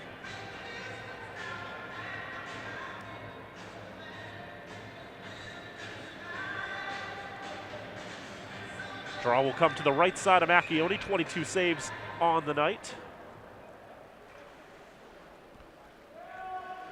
His counterpart Davidson has stopped 19. Draw ultimately controlled by UMass Dartmouth, just for a brief moment in that corner. So now everybody trying to dig that out. You can see all the personnel there trying to fight at that puck. Battling forward and eventually won by Bouthiette, flipped up in the air, punched back in the zone. Indicate that'll be a hand pass, but now the Falcons make a touch up, so won't be called. And a shot taken by Perrone from the far side. Stopped by Macchione. He's able to gather up that rebound. 2:24 to go in the second period. Fitchburg State 2, UMass Dartmouth 2. And another draw coming to the right side of the freshman keeper, Macchione. The draw pushed right towards Macchione. Gets his glove down quickly and covers. All the deuces on the board. Fitchburg State 2, UMass Dartmouth 2 in the second period, 2 minutes and 22 seconds. I've got 6 of a kind. What does that pay me? Face-off won by the Corsairs, settled at the point by Perot. Looking for a shot, ends up passing into the right wing corner. That's an illegal hit. And the Corsairs are going on the power play. Looks like boarding indicated, and then a cross-check at the end. Sargent sending the Corsair to the boards. And then some frustration for measure. They're probably going to talk about if this is going to be 2 or more than that.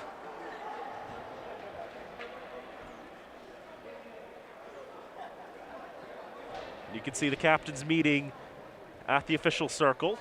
Joshua Miller for the Falcons and Jake Maynard for the Corsairs. Maynard is actually the captain on the team, while Kate Hanley and Mike Perone are alternates.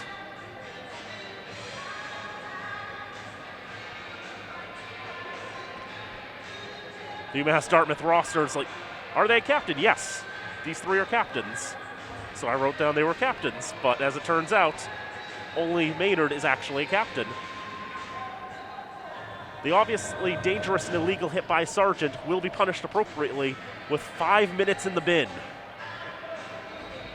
A major penalty against Nolan Sargent for boarding. He'll stay in the game, but he's going to have to sit in the box and think about what he did, as Fitchburg's got a mountain of a penalty to kill off. Shot through traffic, cut down in front. Number 2, Nolan Sargent, 5 minutes for boarding. 5 minutes. Falcons able to clear it, but this will be a challenge. In a 2-2 hockey game. And an extended man advantage for the Corsairs. And as it's a major penalty, they score, they'll stay on the power play. Miller able to get a hold of that one, couldn't get it cleared. And on to the right side, Perot. And Perot not able to get it back and handle it cleanly. Bouthiet with some relentless pressure, able to knock it out of the zone. 1:15 to go in the second in a 2-2 game. But only about a minute of the 5 killed off on the power for UMass Dartmouth. Floated in for Perone. Out to the left side. Mania not able to get a shot away. Puck was trying to trickle its way in, but a Falcon stick able to get on top of that and clear it out of danger.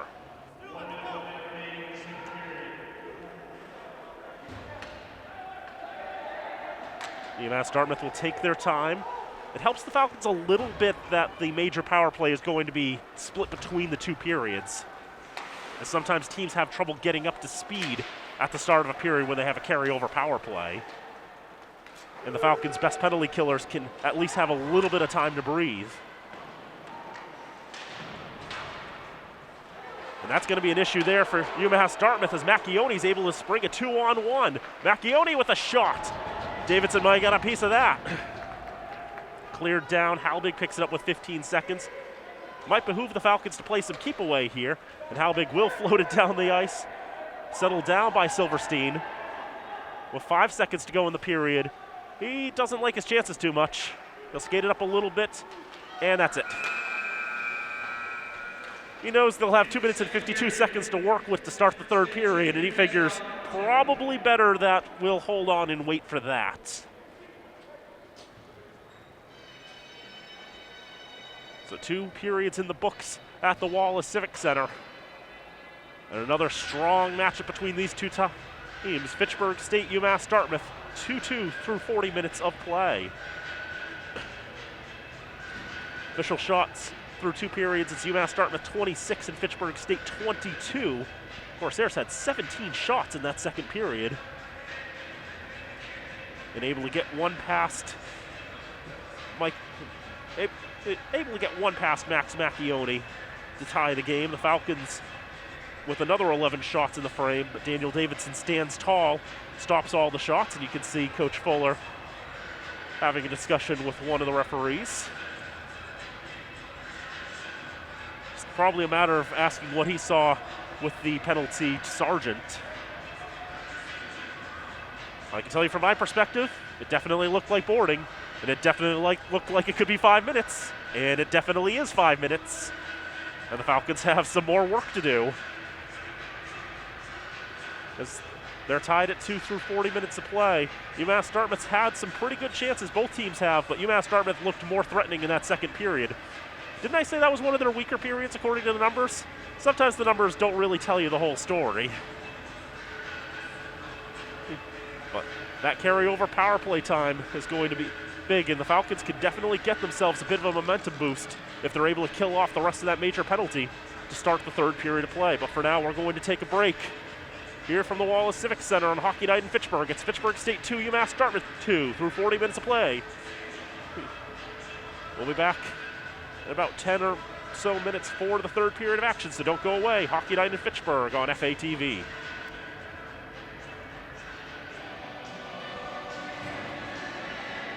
Getting ready for the start of the third period of action here between the Falcons of Fitchburg State and the Corsairs of UMass Dartmouth. 2-2 the score here in this MassCAC matchup. Daniel Bolak here with you. John Gugerty on assignment. Hope to hear from him in the coming weeks. And Nate Glennie on camera today. We thank you for tuning in on FATV, wherever you may be watching, whether it be on Comcast 9, Verizon 36, FATV.org on the education stream, on your Apple or Android apps, or on Apple TV, Fire Stick, Roku devices. So many ways to watch FATV. Only one goal coming in that second period of play, and that came the last touch coming off the stick of Michael Mania, getting his 8th goal of the season. Assist from Jake Maynard and Matthew Zdanowicz.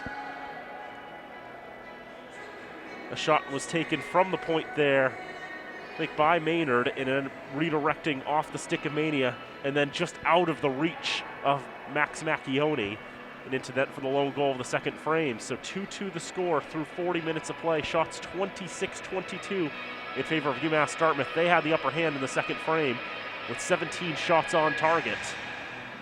Macchione able to stop all but the one aforementioned. Macchione coming today second in the conference in goals against, with his mark of 256. Only Brennan Brawley of Plymouth has a better mark at 248. The save percentage of 924, third in the conference as well, behind Brawley and Valtteri Valtonen of Westfield State.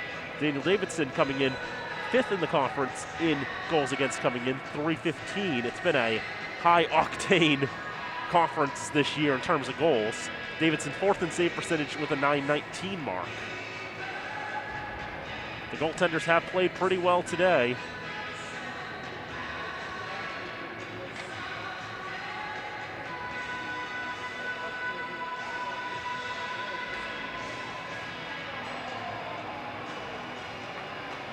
So you see the teams take to the ice for the third scheduled frame of 20 minutes.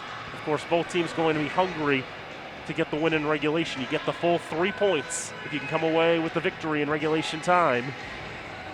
Otherwise, the game goes to overtime. Each team gets a point in the standings. And then you're playing for that extra point. Falcons scored twice in the first period from Corey Tumanis and Anthony Ciolin. Corsairs got one back in that frame. Mike Perrone. Now the team's ready to get back to it. Of note for Fitchburg State, they've got a long penalty. They've got to kill. 2 minutes and 52 seconds left on the kill to the major penalty to Nolan Sargent. Bit of a false start on that. Have to do that again. 1 second ticks off.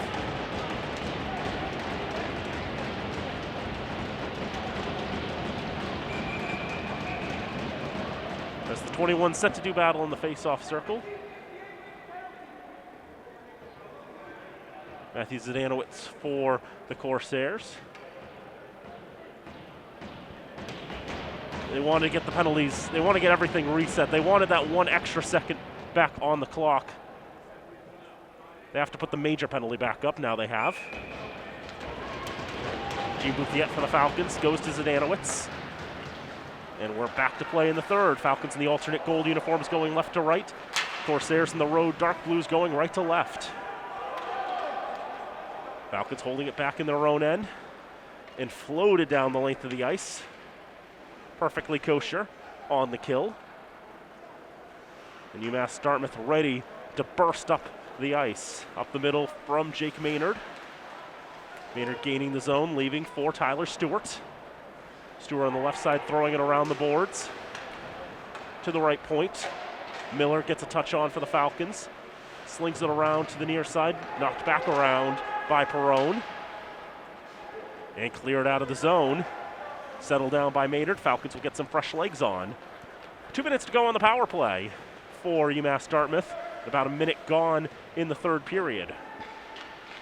Behind the net, Zdanowicz. That one corralled and thrown down the length of the ice. UMass Dartmouth taking their time to settle.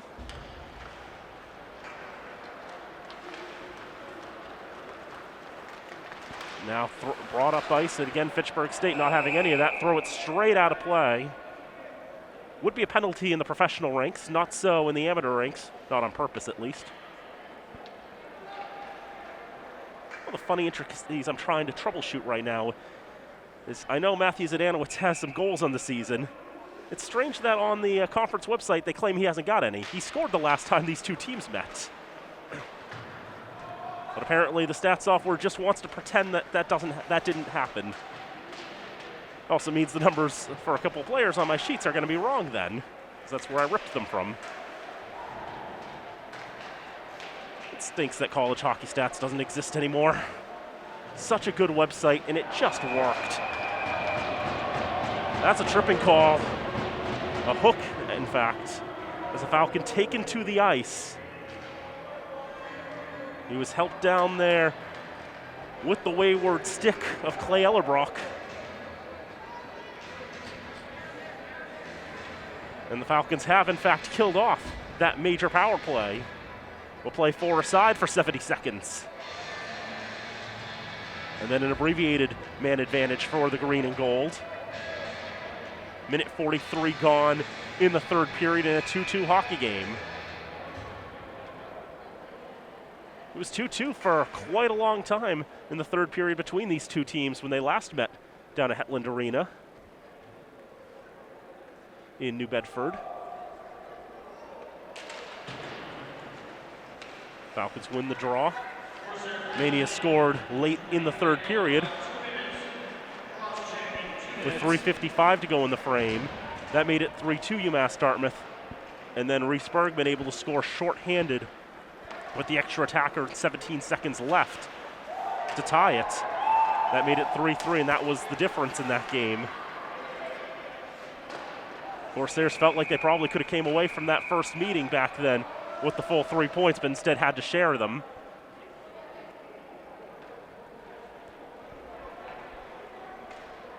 $17:49 to go in the third. Fitchburg State 2, UMass Dartmouth 2. 42 seconds to go on the penalty to Sargent. And a minute 32 to go on the penalty to Ellerbrock. Ellerbrock, the senior forward from Tegakay, South Carolina, played for the Boston Junior Rangers in the EHL.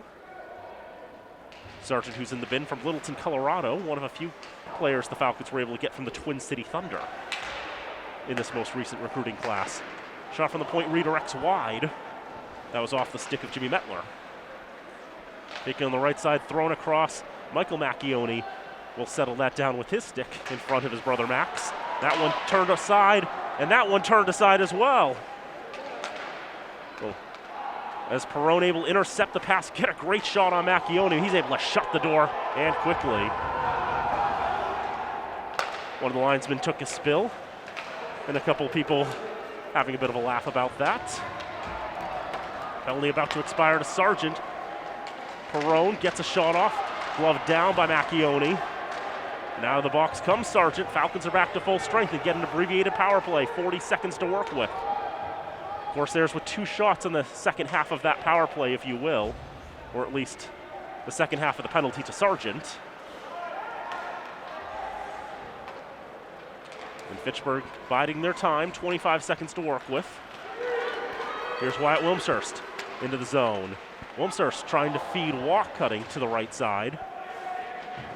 Couldn't receive the pass cleanly. Miller at the point, left side. Now back for Miller. On the right side, put out in front, and Bergman just couldn't get it backhand to forehand quickly enough. Corsairs clear and kill off the rest of the penalty. As Ellerbrock is free from the bin. And we're at full strength with 16:10 to go in regulation time. Fitchburg State 2, UMass Dartmouth 2. Right wing corner, Billy McDevitt doing well to pin that up against the boards, try to crank some time off the clock. Try to keep control. Rennick can't get the touch on there. Second chance by the Falcons, gets it out of the zone. Blue line to blue line it goes, back into the Falcons' end. Josh Miller will go and retrieve. Senior co-captain from St. Augustine, Florida. Hunter Forden's the other captain on the Falcons. He's out of the lineup today. So just like last week where Miller was the captain who was out, Miller today serving as the lone captain. Corsairs have it back in their own end, and skating up is Lane Ruffner. Ruffner up to the red line, gains it, dumps it around all the way. Be first received there by Stewart on the near side by UMass Dartmouth. Can't do much with it. Jeremy Millette tries to poke it free, bring it up ice. He can't do much either. Stewart will have another go. In the left circle, across. Trying to get that return pass. Sargent got in the way of it. Trying to clear out of the zone, kept it in a shot. Around traffic, goes wide, another chance. Can't put it quite on target either. Macchione had that one settled. Falcons will dump in and change lines with 14:50 to go in the third.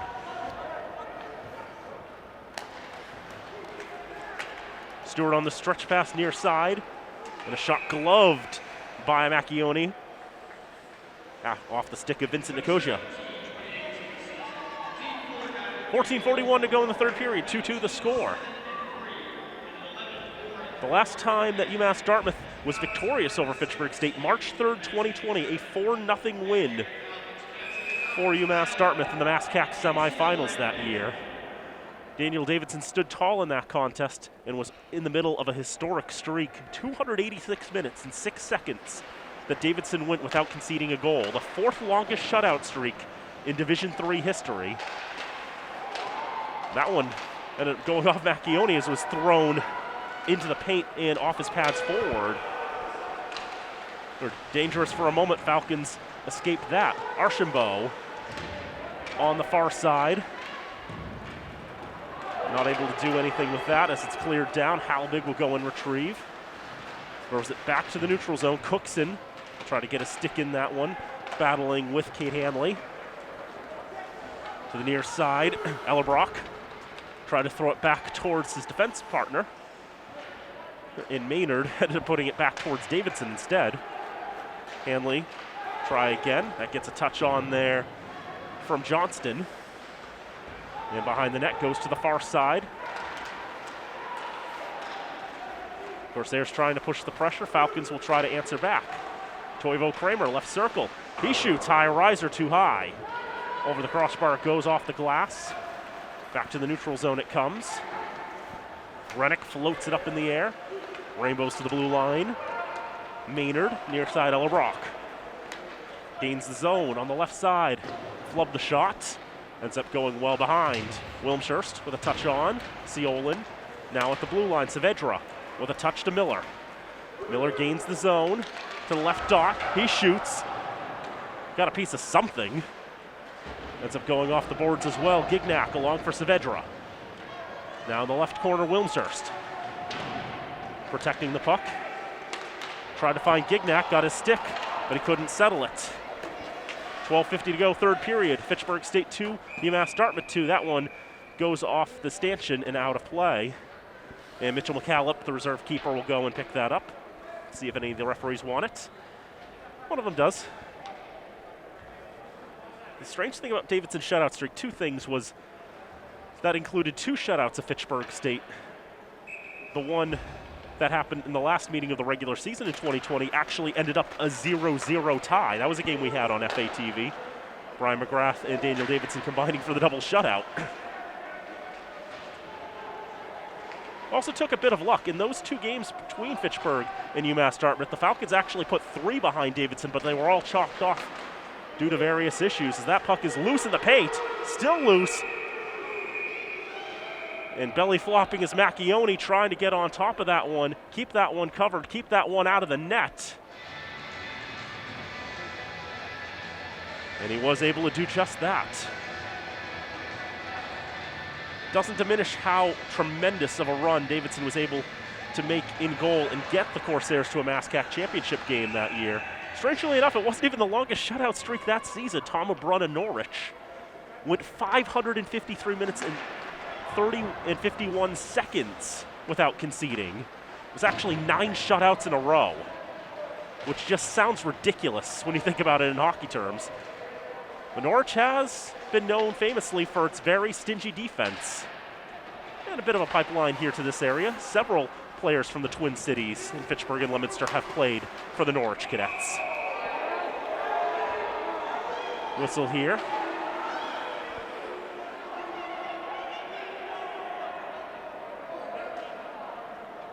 And a Brun shutout streak also came to an end when COVID shut down the season. He never did end up conceding.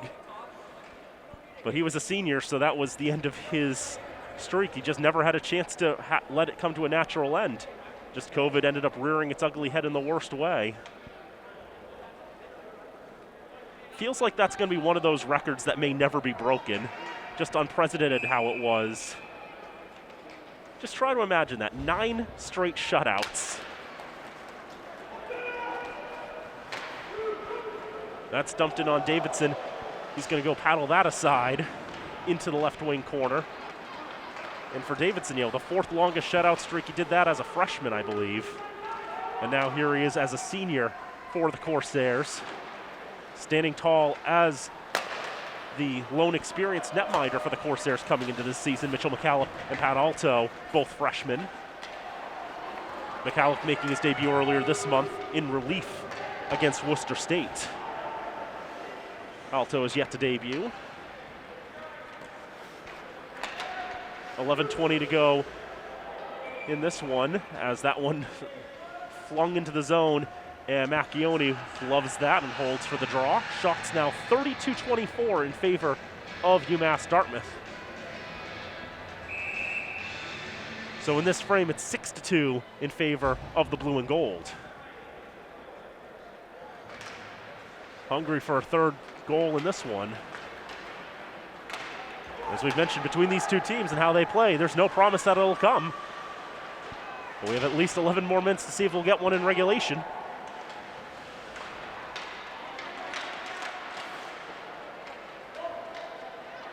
On the left side in the Corsair end, 2 minutes trying to get to that one. He had the opening strike in this contest so long ago. On the far side, dug out by Silverstein. Passing up ice for Perrone. He had the first goal for UMass Dartmouth offsides. Hesitated a little bit on the entry, and one of his teammates did not get the memo.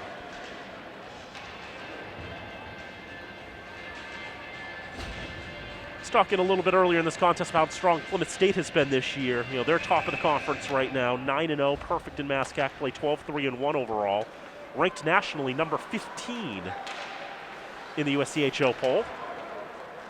And in the top 10 in the pairwise ratings as well, which is more important because that computer system determines who actually makes the NCAA tournament as at-larges. There's a shot on that one. Off the shaft of the stick of Davidson and out of play. Good strike there from the Falcons. Very rare to see a MassCAC team really as high up in the pairwise as Plymouth is. It's a little bit of insurance that if Plymouth, were to stumble in the conference tournament, that they might still be able to sneak in as an at-large. Oftentimes with how the conference is played, that's almost never an actual discussion. For instance, the Falcons find themselves somewhere in the 40s right now in the pairwise. And their two most recent wins against Framingham and Salem are against teams in the bottom 15.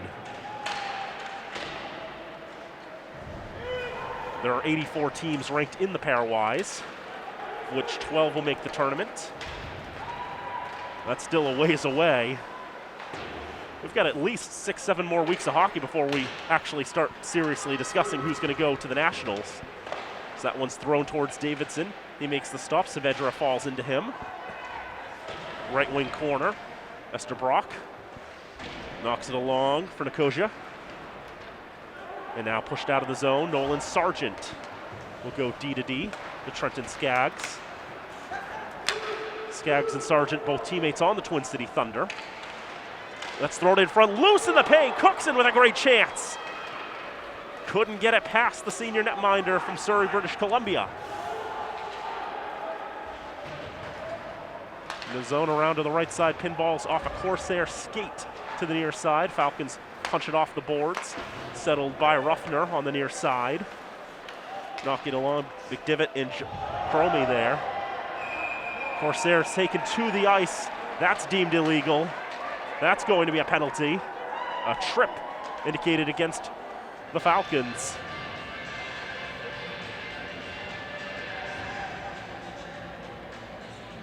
Toivo Kramer is the guilty party. He'll sit for 2. Penalty minutes 10 and 11 on the year for the sophomore from New York City.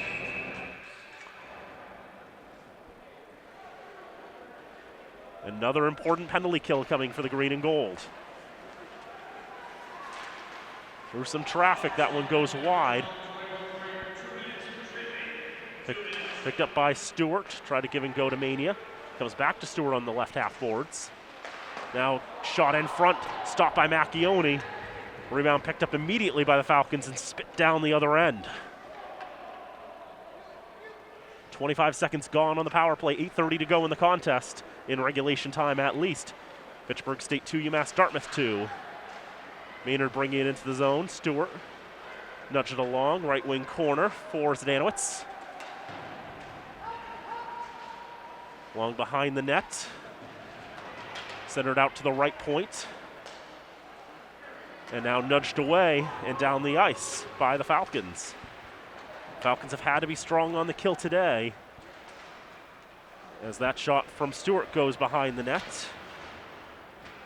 Into the right wing corner. Back for Tyler Stewart. Behind the net, Zdanowicz shaking off a Falcon.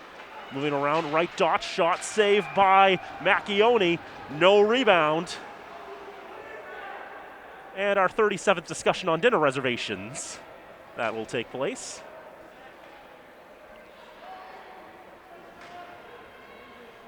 Most of this contest, the two keepers in Macchione and Davidson have been very strong on rebound control. Puck hasn't migrated too far away from them.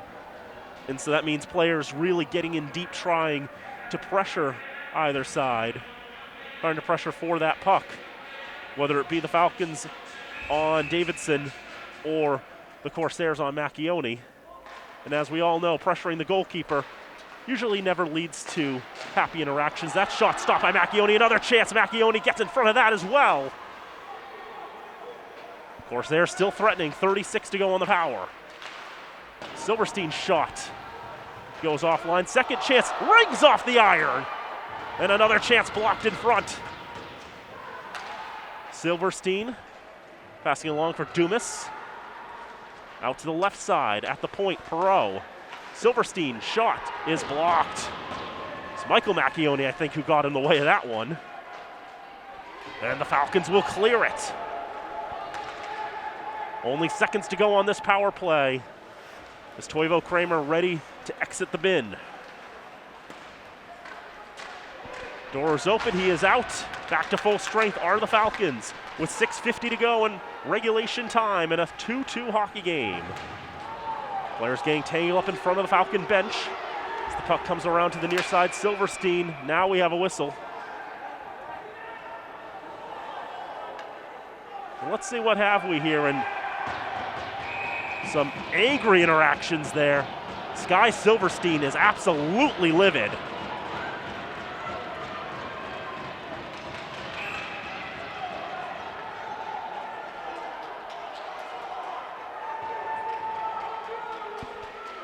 Check that, that was Stephen Perot.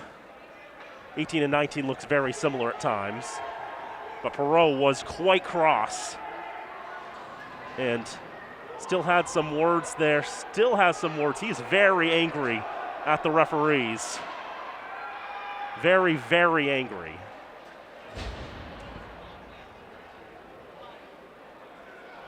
We saw last week in the Fitchburg-Salem game 3 misconducts handed out by the referees to Salem State players who used their words in a negative manner towards referees. Stephon Perot, the senior defenseman from Greenwood College, Colorado, very, very livid at how all of that progressed. It all started with him getting tangled with a Falcon in front of the bench there. I didn't get a good look at it. But things continued on and continued on. And then we saw him try to go after one of the Falcons. I think that was Wilmshurst he went after afterwards, after play had been called.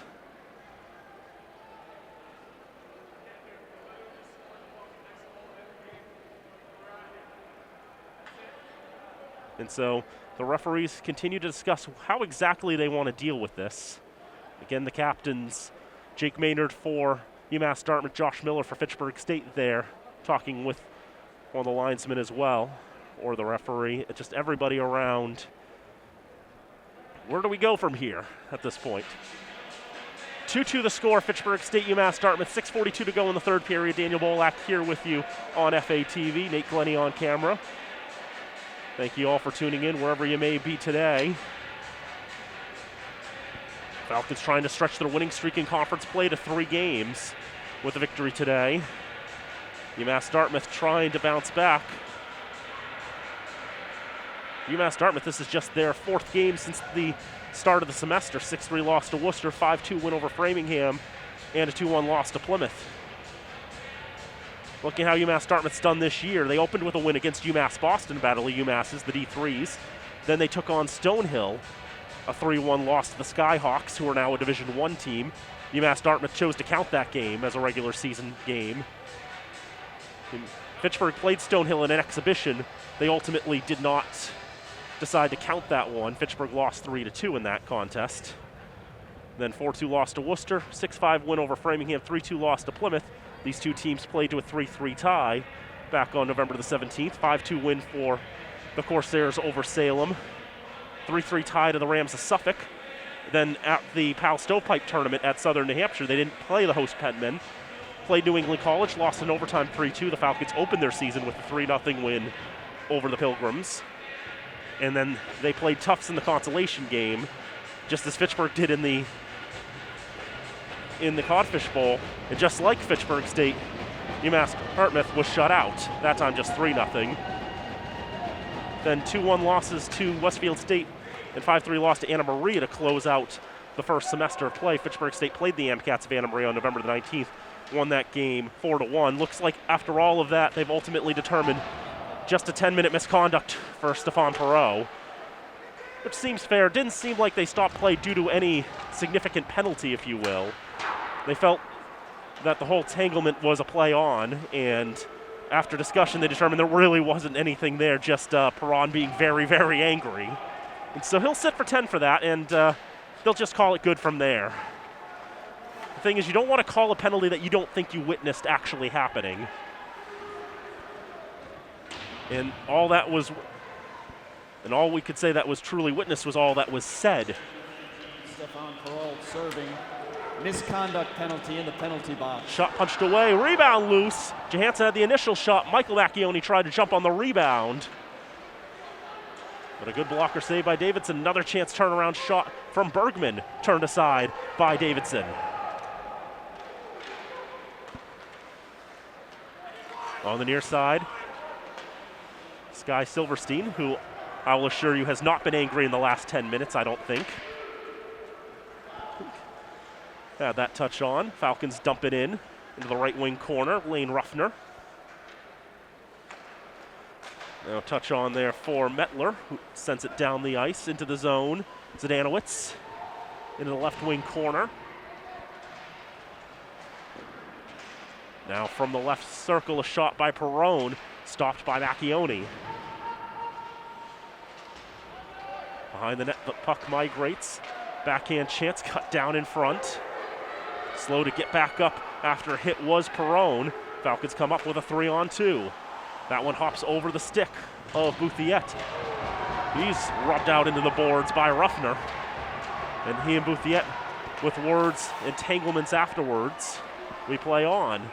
That shot gobbled up by Macchione and no further play. 4:33 to go in regulation time. Fitchburg State 2, UMass Dartmouth 2.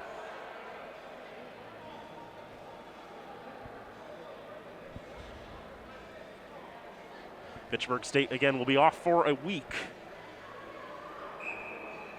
We're playing Westfield State on the 21st at Westfield State before 2 in a row here at the Civic Center against Worcester and Plymouth on the 26th and 28th. UMass Dartmouth will have 5 days off before they play Salem, and then Riviera a week from today in a non-conference game. So they battle for the puck there. Bad angle shot. That's gloved by Macchione. No rebound there, but I think one of the Falcons took offense at maybe a Corsair skating into the glove of Macchione. And again, with the pressure between these two teams, how they've been getting in at close to the keepers. Both sides quick to take offense. I believe we've had more faceoffs in this game than we did last week. I don't think we got to 50 faceoffs. The next one will be number 51. Fitchburg is 30-20 on the faceoffs today. This one will be ultimately controlled by Dartmouth. And around to the left side, centered, finding the stick of Archambault, who's wearing the wrong color for UMass Dartmouth. So now Fitchburg State and Archambault in the green and gold. Will skate it up ice. Skaggs throws it towards goal. Cookson got his stick on for a redirection. Trying to elevate it. He did elevate it. But definitely on the axis that he didn't. Definitely not on that axis. Straight into the ceiling and out. The draw comes to the left side of Davidson with 3:56 to go in regulation. No scoring in this period thus far. And as we mentioned, the last meeting between these two teams, both teams struck inside the final 4 minutes. Draw controlled by the Falcons. Skaggs trying to move it along. Shake off the hit there from McDevitt. So it's knocked down by the Corsairs. Back into their own end. Hanley battling, backhands it down the ice. Will be icing. First to the puck was Trenton Skaggs. Talked about that defense pair, Nolan Sargent and Trenton Skaggs. Both played for the Twin City Thunder. Sargent, a freshman from Littleton, Colorado. Skaggs, a freshman from Economock, Wisconsin. Economock is definitely a mouthful. I actually read that that's actually one of those phrases, those from the Milwaukee area will use to test people to see, are you really from the area? Because if you were, you would know how to say Economowoc. I think Leominster serves as a good litmus test for this area. We have a penalty coming here. Indications are that it's going to be against UMass Dartmouth for a hook.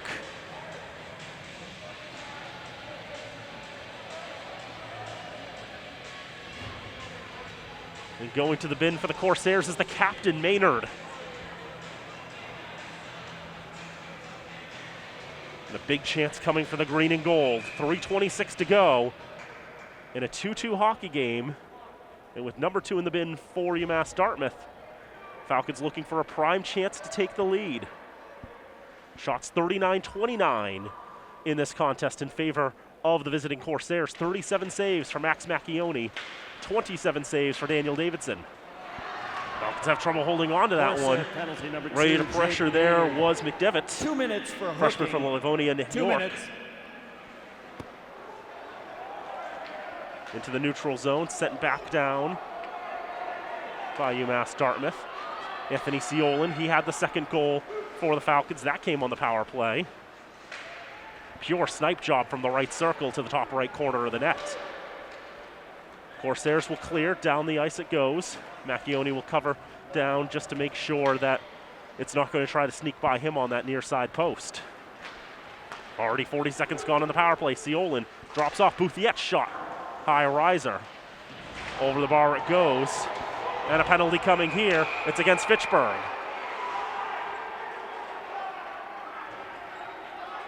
For the player being slammed in the boards like that.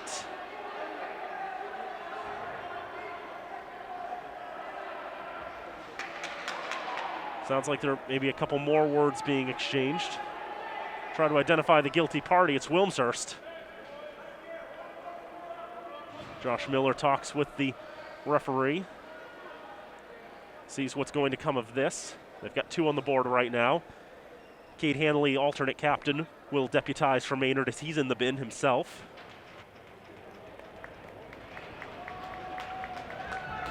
Looks like we'll go 4-on-4 for the second time today, as the Corsair who was sent into the boards there in Lane Ruffner will be helped off the ice, the freshman from Latrobe, Pennsylvania.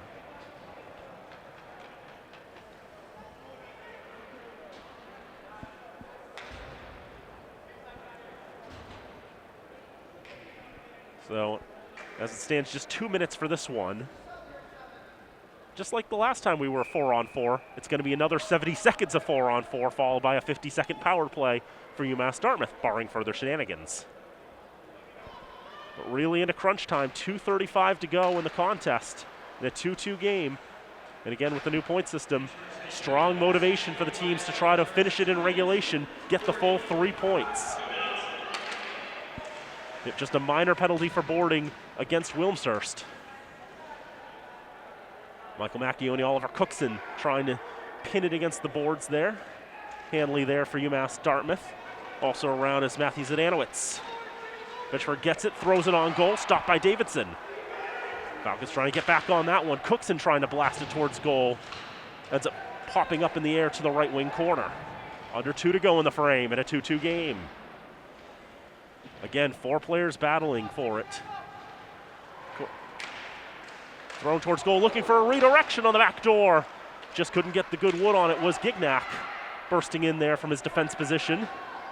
Now the Falcons are going to drop back here, and the Corsairs are going to let some time run off here. I think they're going to wait out the penalty to Maynard and then try to take their chances on the power plays. We're under 90 seconds to go. And bursting into the zone is Mania. Dispossessed by Johansson. They'll slam it off the glass and down the ice. The abbreviated power play begins for UMass Dartmouth. They've got 37 seconds to work on that and 1:10 to go in regulation. Dropped off in the center circle, Mania. Picks it up, goes right side. Pass from Stewart is blocked. Settled down by the Falcons. Bouthiette blasts it from his own end, right on target. Davidson tracks in gloves and throws it to the ice. 50 to go in regulation time. Still searching for a goal in this period.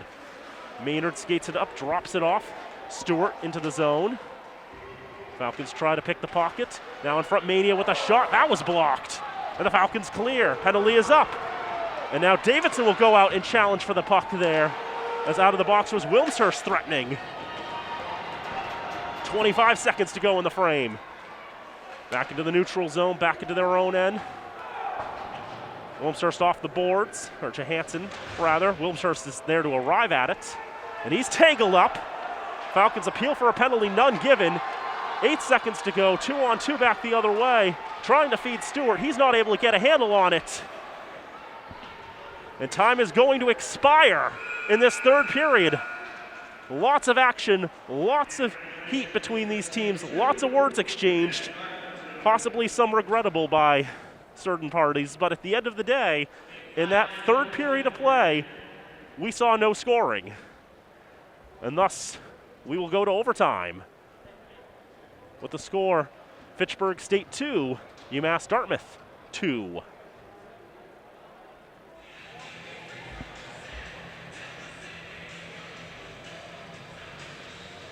According to the scorebook, shots are 38-31 in favor of UMass Dartmouth. It's 12 shots for the Corsairs for 38 total, 12 in the third period for the Falcons. They had 22 after 2, and 31 now gives them 9 for the third. Each team 1 for 6 on the power play, but the penalties cleared off the board.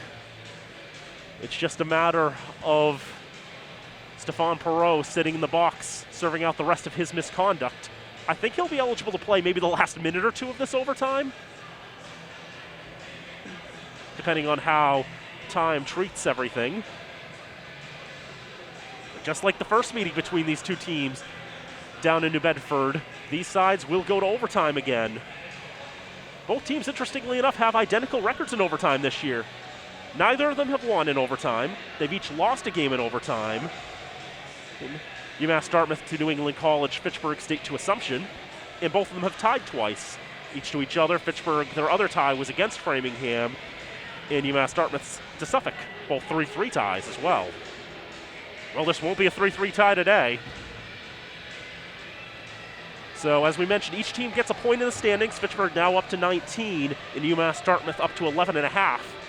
And the teams will play 5 minutes, 3-on-3 overtime. Winner will get that extra point, that third point, if you will. And if we don't find a winner in 5 minutes, they'll split that point.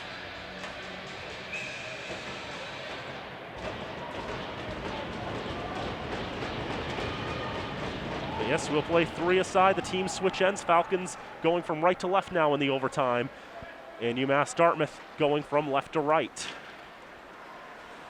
Miller will skate it up ice on the right side. Miller trying to go straight to goal. Couldn't get the backhand shot off. He still keeps control of the puck. Out to the left side, Seolin drops off of Miller. Miller in the left circle looking for some space. Miller will shoot. He will score! Josh Miller, the captain, wins it in overtime! 28 seconds in!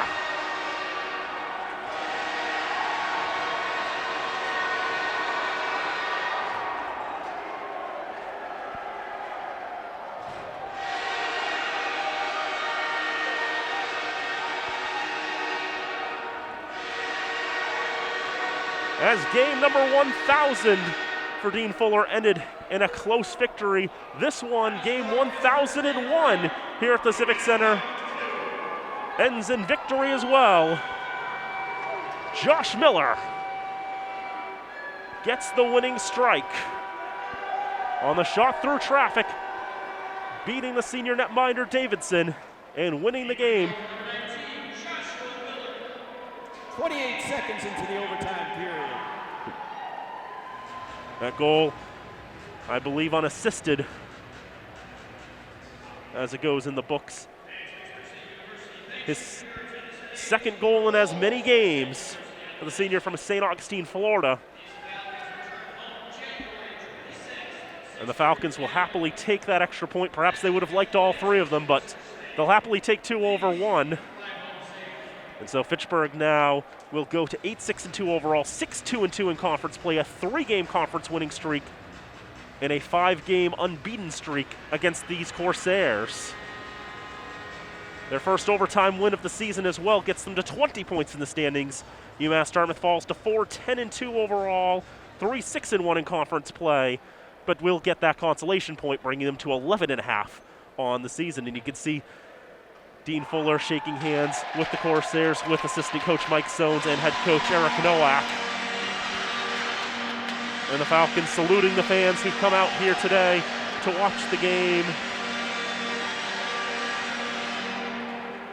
Game number 1,001 is a victory for Dean Fuller. 3-2 in overtime. Win number 586 for the 38th year head coach. 39th year, 38th season. And that puts him 7 wins behind George Gwozdecki of 593 in all divisions. Fuller coming into today 19th all time. He wants to get to 4th in Division 3. He's 5th right now. Bill Beanie's 602 will await him in due time, but nonetheless, a well-played game by both of these sides. A lot of passion between these two teams. This has always been a heated rivalry. Fitchburg State and UMass Dartmouth. And it was an exciting game that went down to the wire yet again. And I'm curious to see how the game will go on February the 9th for what is scheduled to be Eric Nowak's 500th career game coached. It's going to be a fun one, I bet, down in New Bedford. So for these two teams, as we mentioned, Fitchburg State will be back in action next Saturday against Westfield State. 5:35 start from Amelia Park. Back at home on the 26th against Worcester State at 6:30. And don't forget Hockey Day in the Berg on the 28th against Plymouth State, a 3 o'clock start. We'll have a triple header of hockey for you here on FATV.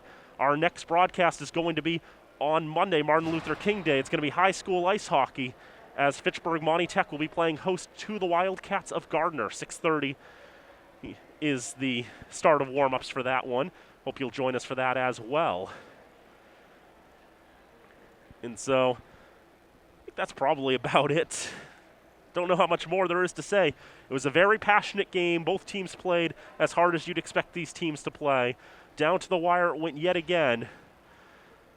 But for today, unlike the first meeting, put it this way, the last time these two teams met, the Falcons scored inside the last 30 seconds of regulation to steal a tie. And today, they score in the first 30 seconds of overtime to steal a win.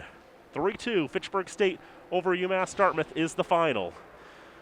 So for Nate Glennie, who was on camera today doing a tremendous job, for Betty Ann Para, who came in and brought us some tremendous content during the first period, for Jamie Rogers and everyone else at Fitchburg State who will help us out on these broadcasts, and for everyone else at FATV who help us get ourselves on the air however we may do. And for everybody else, and for all of you who tuned in today, I'm Daniel Bolak saying thank you for tuning in, and we hope to see you next time. And until then, so long from Fitchburg.